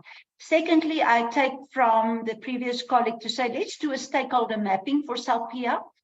And if we can, the third one is if we can get together, if the Western Cape is having a seminar or whatever, at least we can fund our tickets and maybe make the effort to go there and see, okay, where do we have a seminar we can pull together and just share good practices, not complaints all the time, but good practices, and then say, how do we address this at the provincial scale? Where do we become activists? And we need to drive this agenda. I can see now that it's not enough to just rest on your laurels and make little inroads. We need to have a concerted effort of activism and really take memorandums to where it may count. So my suggestion is that people come together and say, how can we go about doing the audit? How can we do the stakeholder mapping? Because I think we also need to include the sports sector, the federations, SASCOC and them, they've got solidarity funding, and then see how we can bring sports sector with the educational sector and close the gap in whatever ways and forms that we bring to the table and see what exists and see how we can cluster and how we can make use of what exists, that the pockets of excellence just get spread wider and that we can get some consistency and some plan of action on the table. Lobby where it can be implemented and take it to scale. I mean, I know it's a lot.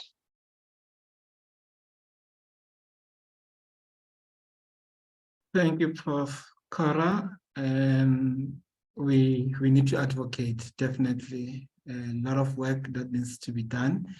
And over to you, Cherise. Thank you, Lapile. I have also another question regarding what Mr. Taladia said regarding the workshops and upskilling physical education teachers. We all know that it is not the black and white with every school has facilities and equipment. So my question is, how do we standardize certification for physical education, teacher education? We are all educating our pre-service teachers for a degree in physical education, but somehow I also think there's a lack of upskilling in-service teachers. So yes, we give workshops and there's training happening, but how can it be standardized so that in the long run, everyone that teaches physical education is in a way specialist teachers? And I'm asking this in the context of we have a high certificate in sports science that kicked off this month that is online. And we were thinking about how can in-service teachers tap into this online to do courses and then be upskilled as physical education teachers, because in there, yes, a lot of sports science modules, but also sport management, physical education, and how, of course, how to manage school sport. So maybe to Mr. Taladia, standardization of physical education, as well to Professor Bennett. Thank you for that, Sharice. Yes, we already over the past 2-3 years we've been looking at getting to that kind of standardization because one, I'm engaging with there's an organization called Institute of Sport. I've had discussions with ETA. We're looking at CPUT with Professor Simeon Davis and his team to be looking at providing those short courses for in-service teachers. But we need to be coming together to be able to say sort of what are the merits of these programs and how does it enhance what the teacher does, and does it assist in the teacher in terms of their further qualifications. You know, these short courses are important. There's both theory and practical components to it, but how does the education department recognize that? And so we are in that particular engagement. As the department is currently busy with looking at teachers that are coming in for the technical subjects, the new technical subjects that have been developed, those individuals coming from industry do not have a teacher qualification.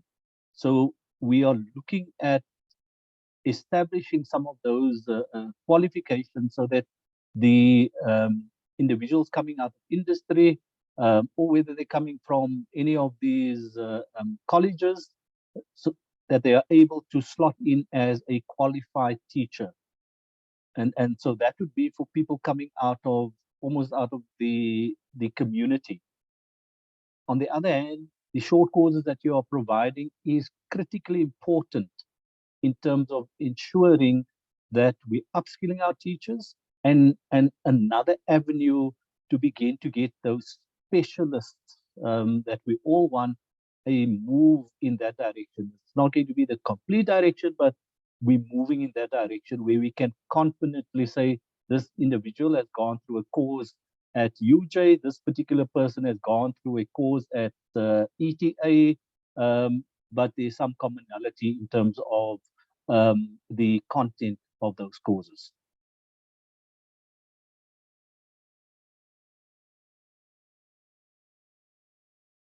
Thank you so much, colleagues. I think we came to the end of the discussion, the first part of the presentation, and I would like to thank Prof. Cora Bennett and Mr. Ishmael really for sharing your insight and expertise with us.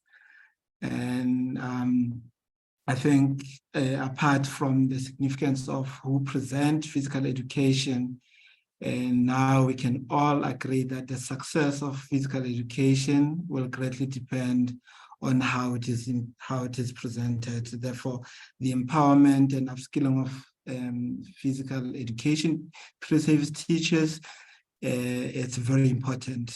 And so thank you so much for that insightful presentation. And I will hand it over to Dr. Tijage. And thank you, colleagues, for really having me for the first part of the colloquium. And let's continue engaging. And I think what coming next is the presentations. Thank you, colleagues. Thank you.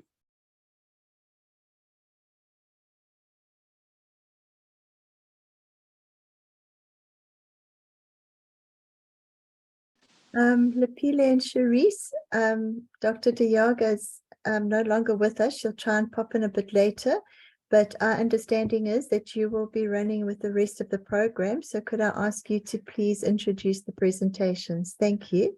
Okay, thank you so much for noting that. I'll give it to Dr. Sharice Jones-Kuto. Over to you, Sharice. Thank you very much, Lepile, and thank you very much, Professor Bennett and Dr. Taladia for Mr. Taladia for really giving good presentations to engage us and help us critically think about how to reimagine and redesign physical education within South Africa as a whole. I think it's very fit that we can showcase what's happening in higher education, and I'm very grateful for Dr. Chanel Kemp from the University of Northwest that were willing, with her colleagues as co-authors of this article, which is called The Beginner Teacher's Perceptions of Effectiveness of Pre-Service Teacher Training for Real-World Physical Education Settings. So I think we're moving into the research part of our colloquium and what is happening in higher education. So without further ado, welcome Professor Dr. Kemp and your colleagues, and we are looking forward to the presentation.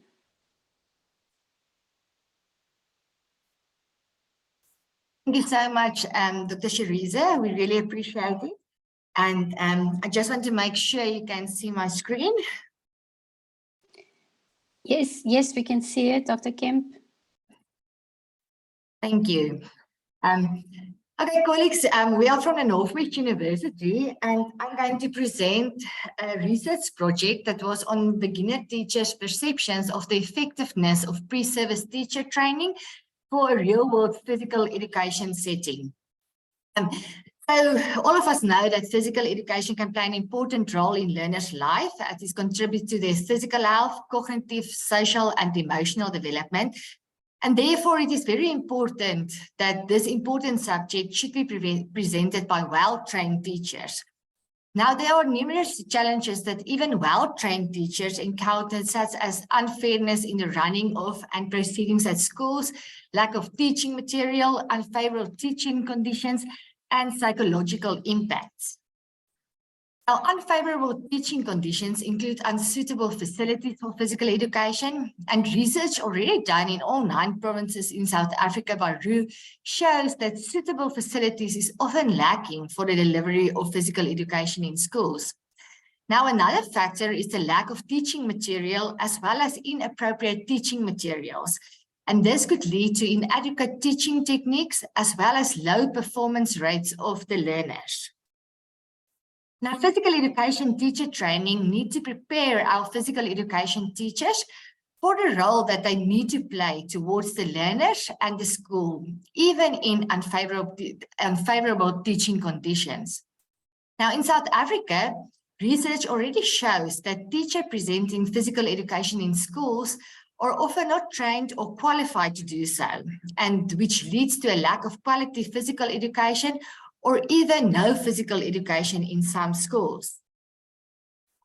Now, the study aimed to investigate beginner physical education teachers' perceptions of the effectiveness of their pre-service physical education teacher training and regarding the unique physical education teaching challenges. Our methodology was a qualitative research design was used for the study, and beginner physical education teachers' perceptions of their experiences were investigated by means of non-numerical data within an interpretivist paradigm. Participants were 8 beginner physical education teachers, and they were within their first 3 years of teaching physical education. And they also attained a BA degree or postgraduate certificate of education with physical education as a major at the Northwest University in South Africa. And 4 of these teachers also consented to the focus group interview. Now, our data were collected by means of online open-ended questionnaires, and the semi-structured focus group interview was conducted by means of a Zoom application. Data were analyzed inductively, and answers were compared to identify common answers, to identify trends, patterns, categories, and themes. Our trustworthiness and ethical clearance triangulation was employed in the research.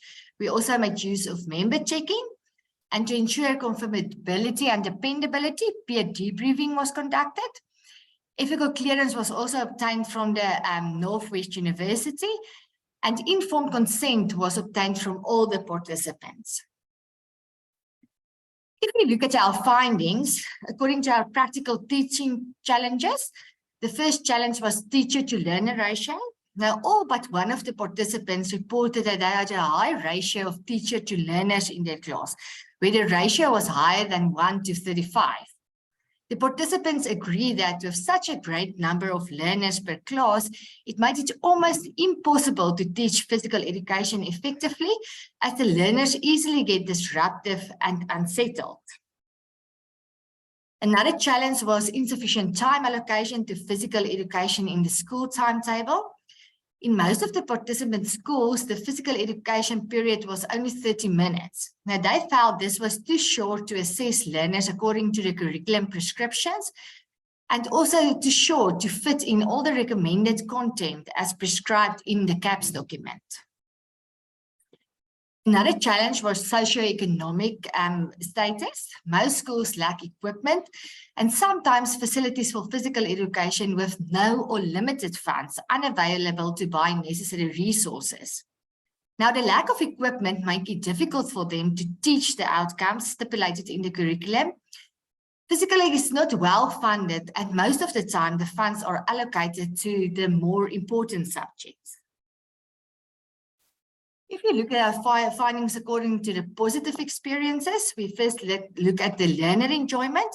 And the participant mentioned that even with limited equipment and time, the learners enjoy the physical education lessons. Well-structured physical education lessons contribute to positive experience of the learners. The participants also emphasize the importance of well-trained, knowledgeable teachers who can offer a variety of activities and motivate the learners to participate. Another positive experience was the successfully applying the aspects of teacher training. Being able to apply successfully what was learned in their pre-service physical education teacher training was perceived as a positive experience by the participants. If a teacher has a passion for physical education, he or she will find a way to overcome the challenges and recreate a positive class atmosphere. If you look at the perception and recommendation for physical education training, we first look at improvisation of equipment and facilities. The majority of participants recommended that physical education pre-service training should incorporate more ways to make and improvise equipment for physical education lessons. Teachers could receive more training to present physical education activities in small spaces and with no equipment. For the promotion of physical education, the participants mentioned that finding ways of motivating and proclaiming the value of physical education in front of an audience or on social media should form part of the training of physical education teachers. And physical education teachers should be encouraged to make a stand for physical education in the schools, even in the case of little support from school management or co-teachers. With the management of the diversity and large classes, teacher training should include more information, exposure to and management strategies regarding teaching at schools from low socioeconomic backgrounds, and more training should be incorporated regarding physical education for learners with disabilities. Also, more training with reference to the motivation of learners to participate, as well as teaching strategies for large classes. From the data analysis, it is evident that the major challenges that beginner physical education teachers faced were high teacher-to-learner ratios, insufficient time allocation, learner discipline, and the lack of equipment and facilities. This also correlates with other studies, and the lack of facilities, equipment, and funding put a lot of strain on physical education teachers. It becomes difficult for them to meet their curricular outcomes. The data further revealed that a positive experience of the participants were learner enjoyment and successfully applying aspects of teacher training. This also correlates with findings in the literature, and teachers need proper and concise training to fulfill their duties to their utmost best. Without proper training, they face challenges that are difficult to overcome, as they are not fully equipped to do so. Exposed and trained to manage the challenges of schools in all types of socioeconomic background, physical education training should include several field experiences. Since the teachers are faced with the challenges of large physical education classes that contain unmotivated learners, the provided training should prepare them for a variety of circumstances. Physical education teacher training should also incorporate specific teaching strategies to motivate learners to participate. So beginning teachers experience various challenges in teaching physical education, and they are often left to self-induct in schools as they are left to fend for themselves. These beginner physical education teachers can have positive experiences when they are allowed the right circumstances in schools and the right opportunities to apply their knowledge and skills. The beginner teachers in this study felt that their teacher training prepared them to teach physical education to some extent, but their training could be improved. The beginner physical education teachers perceived their pre-service training to be partially effective for real-world physical education settings. So if you look at the recommendations from the study, pre-service teachers can be trained to make their own physical education material using recycled material and other material that can be found and not necessarily bought. Proper training needs to be done at university level as well as in schools. A methodology module can be added to physical education teacher training on the management, organization, and assessment of large classes and the use of small spaces in physical education. Pre-service teachers should also be trained on how to promote physical education in schools to the SGBs, school management teams, learners, and parents.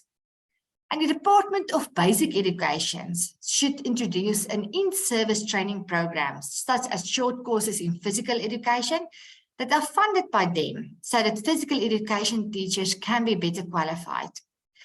The Provincial Department of Education should support physical education programs by appointing subject advisors that are qualified in physical education to make sure that learners receive proper physical education by trained teachers. The new physical education teachers need support from different role players, so mentors could be appointed at their schools and continuing support from their lecturers so that they can guide, encourage, and support the beginner teachers. Physical education service learning programs must be introduced where student teachers can gain experience and exposure to schools from different social economic backgrounds, and this will better prepare them for different circumstances as it can serve as a community service where the needs of the community with regards to physical education can be addressed. So the most important recommendation from our study is to redesign physical education in higher education and make physical education important and enjoyable at university level as well as in schools. Thank you so much. Thank you so much, Dr. Kemp, for a very insightful presentation on the research done by yourself and your colleagues. And I think what I'm taking from this is that we can learn from good practices and incorporate it within our physical education, teacher education programs.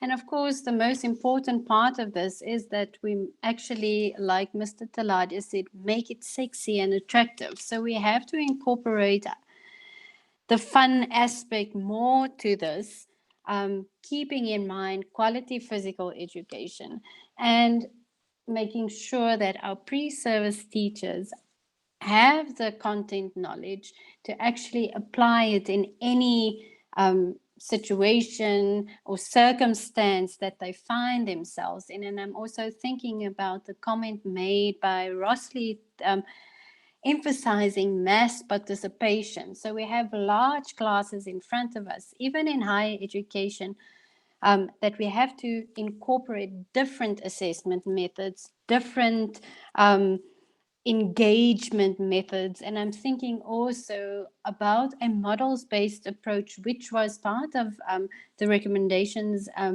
in the Saupia report that we actually have models-based approach so that a teacher is able to apply any teaching approach or educational approach to what's happening in their life. I'm going to open the floor for questions from our panel. Colleagues, you can just raise your hand and then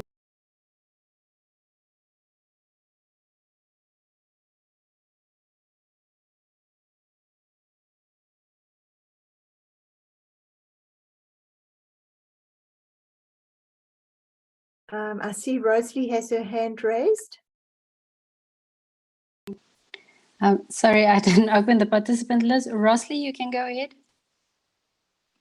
Hi, thank you, Chair. Mine is not so much a question, but rather a comment. From Chanel's study, what I'm picking up here is that the conviction about the value of PE is not something that we need to make amongst ourselves. I think our students know the value and the importance of PE. We know the value of importance of PE, but what I'm taking from this is that we need to really reposition PE in the minds of the school management, because these are the people that can offer support for the purchase of equipment to advance the teaching of PE in schools. Then the question becomes, how do we do that? Because yes, we train our students to be confident enough to teach PE, but then when they get to schools, they are overshadowed by a lot of things. First, they find existing teachers, or rather generalist teachers, that are already teaching the subject. And for some reason, their confidence to want to promote and teach PE effectively is overshadowed by the presence of generalist teachers who have been in the system for very long, that in turn, they tend to teach the way that they find them teaching. So I think one other thing we need to really focus on is how we can reposition PE, not only between our students, but also for the teachers that are already in the system, not necessarily PE teachers, but all the teachers that teach in a specific school, so that PE is seen as also essential, not as just a nice to have if it can be afforded type of subject. Yeah, that's my contribution. Thank you very much, Rosalie. I do agree with you that our young teachers need to step into a already formed culture, and this is quite difficult for them to step in with confidence and change it. But I think with our step forward to really strengthen our relationship with all the stakeholders, maybe this can make a difference. Professor Burnett?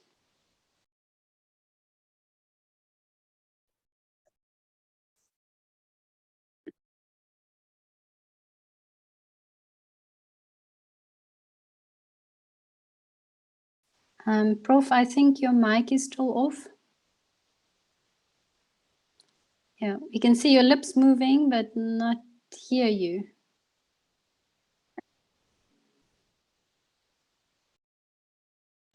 No, we can't hear you.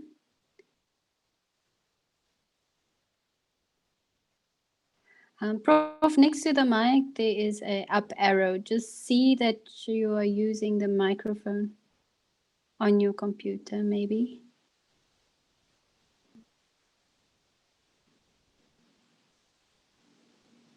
No, we still can't hear you.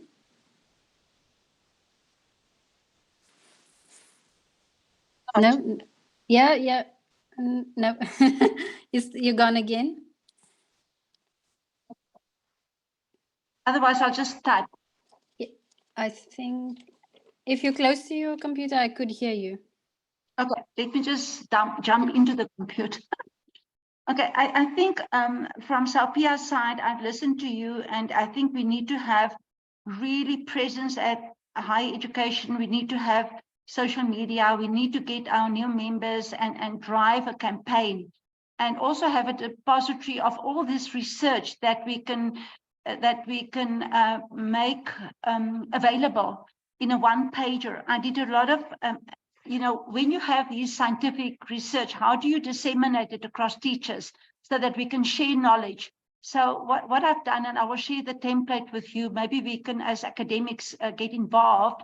where you package your research in a one-pager, accessible for each and every teacher, so that when we have these results, that it's shared widely in a very user-friendly way. You don't have to go to all the, the whole methodology and all the nitty-gritty that's academic. But if you are interested, I think we can share it, and we can put it on platforms where people can access these type of results, and we can even put universities together to package this for general dissemination. Thank you very much, Professor Cora. I think that is a very, very good idea. I think we sometimes, from a young person's perspective, we don't see the need of social media, or we don't realize the power of social media to actually disseminate our research. And it's always so difficult for me to realize the gap between what we do as researchers and how it gets implemented into practice. So I think even if it's accessible to teachers, this can be a very good way of getting research out there and actually implemented. I don't, yes, Nikki van der Merwe. Thanks, Cherise. Thank you for that idea, Cora. I just want, can you hear me? Yes, you loud and clear. Okay, now I just want to add to that, this idea of Cora, excellent idea. If I was a headmaster of a school, that's what I posed to the DBE when we attended one of those PR conferences with Dr. Gran Whittle. I'm not sure what his surname was. But if I was a headmaster of a school, of a secondary school, I'm only interested in the pass-through rate of math, science, and languages. If they realize what the contribution of physical activity and physical education especially can be to the academic performance of learners, and what the contribution can be to their school sporting performance, I think the headmasters and the SGBs and the SMTs and the parents might have a different look at phys ed again and realize the contribution it can make. So this is an excellent idea. We should share this research with these people specifically on a need-to-know basis, and very quickly what they can see what the benefits are. And that can make a contribution to re-establish physical education and the status of the subject again. Thank you. Thank you very much, Nikki. I think the idea around presenting our research was to also give a showcase of what is happening in teacher education within our higher education. And we started off with the idea of actually presenting one paper of everyone that was involved with the previous Allo network, specifically specializing in physical education. And we were thinking about this redesign and reimagining of PE in higher education. And somehow it was very difficult for about 10 authors to write one paper. And we decided maybe we should split this up and focus within your own higher education and reimagine the physical education within your own higher education. And then we will have a national idea of what's happening in higher education in South Africa. And our idea is then to submit this as a special edition to the African Journal for Physical Activity and Health Sciences. But Prof. Burnett, I think this can be the start of showcasing what is happening. And this can then be a trial run as to putting our one pages of research out there. Maybe this can also be one step of our action plan. We do not have any other presentations, but I would just like to share the title of what would have been presented by Mr. Clinton Swanepoel. And the other author is also Professor Roo, and they are focusing on the CAPS curriculum and physical education delivery in the intermediate schooling phase in selected South African public schools. Unfortunately, Mr. Swanepoel could not present his research due to family responsibility, but maybe we can talk around how we are going to strengthen our ties. And I'm thinking specifically about the DBE, and one of the recommendations, what Dr. Kemp said, was qualified subject advisors. And maybe Mr. Taladia can help us with this one. How do we, as higher education, get connected to subject advisors, which in turn is led by the DBE?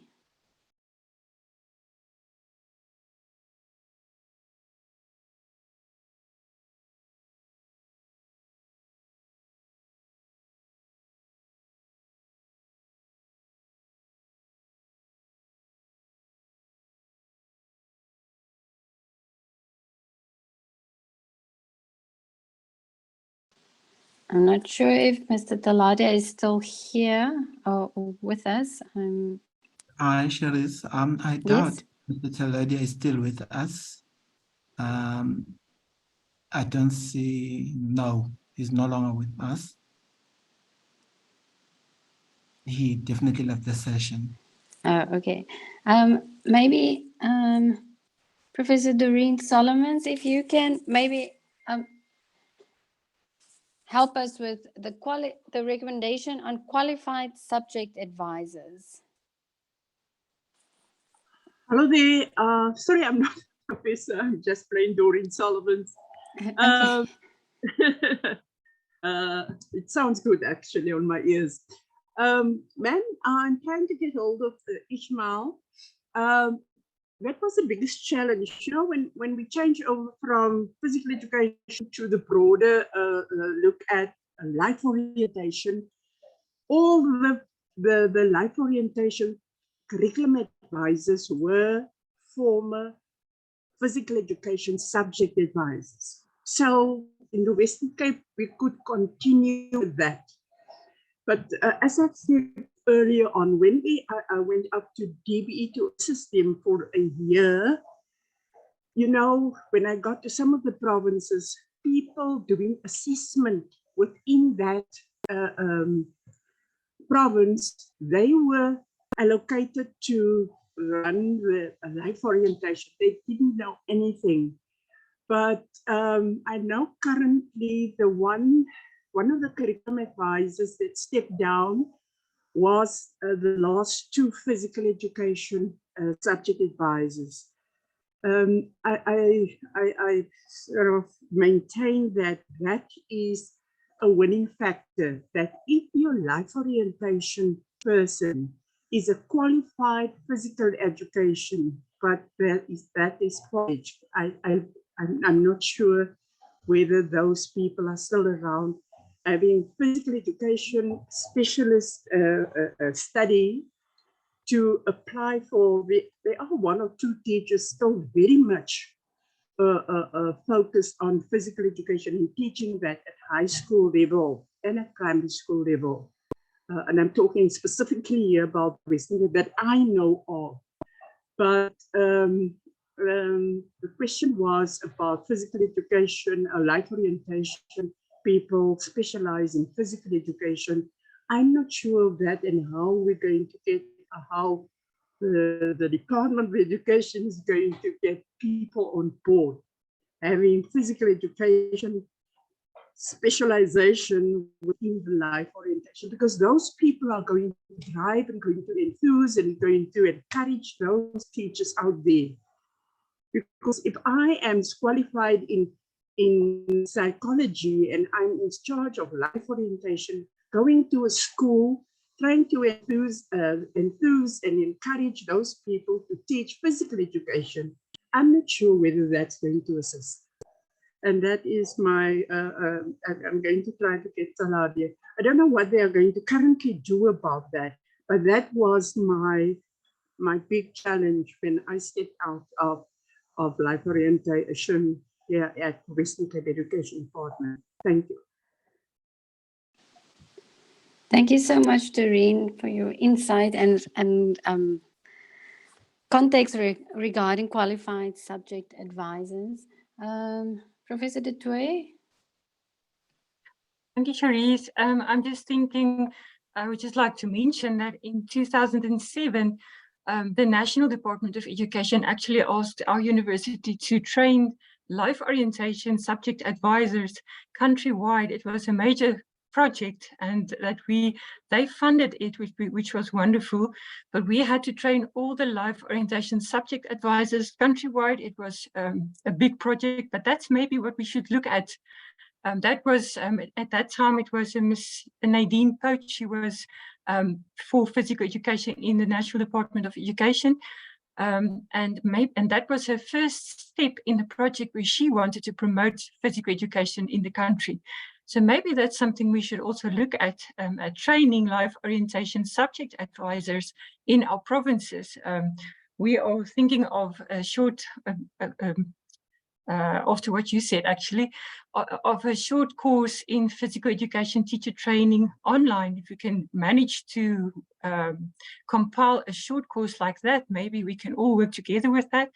And maybe that's one way to start to really train our life orientation subject advisors, those who are not qualified in physical education.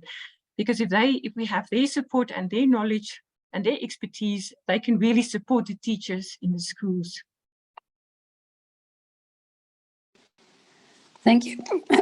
Thank you, Professor Du Toit. I think this also ties into what we want to do with pre-service teachers, that we have to relook, and I think Professor Gosling also made the comment in the chat that we have to relook at our training in higher education. So we have standardized certification or courses for pre-service teachers, in-service teachers, as well as subject advisors. So thank you very much for that contribution. Colleagues, I think I'm going to wrap up as to what I take from this colloquium from our speakers at the beginning up until our presentation done by Dr. Kemp. And I feel like we are really all talking the same language in terms of quality physical education, which is inclusive, gender equality, and adapted physical education. And we are now on to our action plan as to how do we see physical education in the future. We spoke about our standardized certification or courses that we have to look at. We need to map out our stakeholders and really define or contextualize who we are as SAPIA, who we are as physical educators within the DBE and the Department of Sports and Recreation. And then, start learning from each other and really strengthen our ties, which I would say, let's start at home. So in higher education, there is a network that we can work with and really learn from one another within our good practices. And then we expand from there, talking to and connecting with Mr. Ishmael, as he is our connection now with the DBE, and then also share our other networks.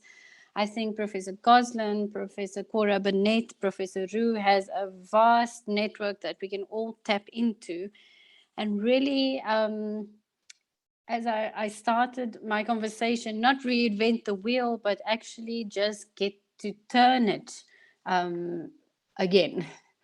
Mr. Motlaulwa, any contribution from? Thank you, Charisse.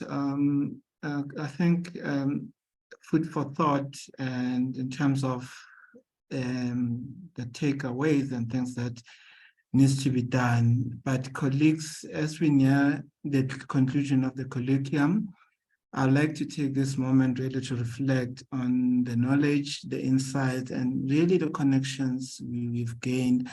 And I think from all our speakers, the presenters, and our attendees, and really a bit of a robust conversations about how we envisage and the future of physical education. Thank you so much for the exchange of the ideas, the engaging discussions, and I think the collective pursuit of knowledge have truly made this colloquium a good starting point and as a resounding success.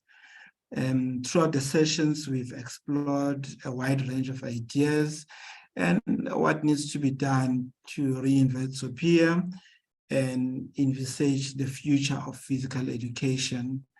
And I want to really express my gratitude to all the speakers and the presenters who really generously shared their expertise and experiences. Your contribution have set the scene for future of physical education, and you've started the conversation. And I'm a believer that in all the conversations, in all the debates, there must be recommendations, and the recommendations give birth to implementation. And so lastly, to the attendees, thank you, colleagues, for your active participation, insightful questions, and meaningful interactions and contribution. And as we conclude, let us continue having this conversation. I don't think this is the end, but I see this as the beginning. And until we meet again in pursuit of knowledge, the progress of physical education within the life orientation, and really many times we have colloquiums, we have conferences where we engage robustly on issues pertaining to teaching and learning in physical education, but at the end you find that it only becomes, a talk show. But I'm very optimistic that from this colloquium, it's the beginning of many conversations and debates. And colleagues, in closing, thank you so much for attending, and highly appreciated. Thanks, Charlotte. Lepelile, can I just say something to end off as well, please? Just to say thank you for attending this colloquium. And for those colleagues who are joining the LO network for the first time, you will see that in the chat, I put down my email address and also the email address for Dr. Diago. So if you could please send us your contact details, we will add you to the LO network. And then I would like to make a suggestion, perhaps Sharice and Lepelile, if you could put together almost a summation of what happened in today's colloquium that we could send out to the whole LO network, because I'm very aware that the majority of people attending today are phys ed specific, but I think it's good because of where LO is located within life orientation that actually the whole body of LO colleagues is made aware of the debates and the discussions, because then perhaps we can support as well in whichever way we can. So that is just a suggestion from my side. Thank you. Thank you so much, Dr. Jarvis. Of course, yeah, it's a very good suggestion, and I'm saying yes for me and the Pile, and of course the recording of this session will also be made available. From my side, thank you very much, Dr. Jarvis and Dr. Diago, for housing us.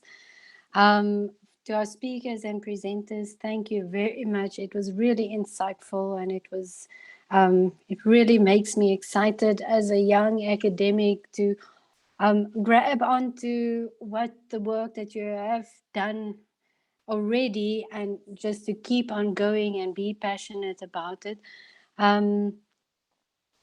Personally, I would like to thank Professor Kobus, Doreen Solomon, Professor Goslin, and Professor Kluka for really mentoring us and pushing us to keep on going. Thank you very much. And then last but not least, thank you, Kim, for really helping us with the technical side of the colloquium. We really appreciate it. Thank you very much, colleagues. see you soon, and let's keep on going and keep on moving. Thank you very much, everybody. Goodbye.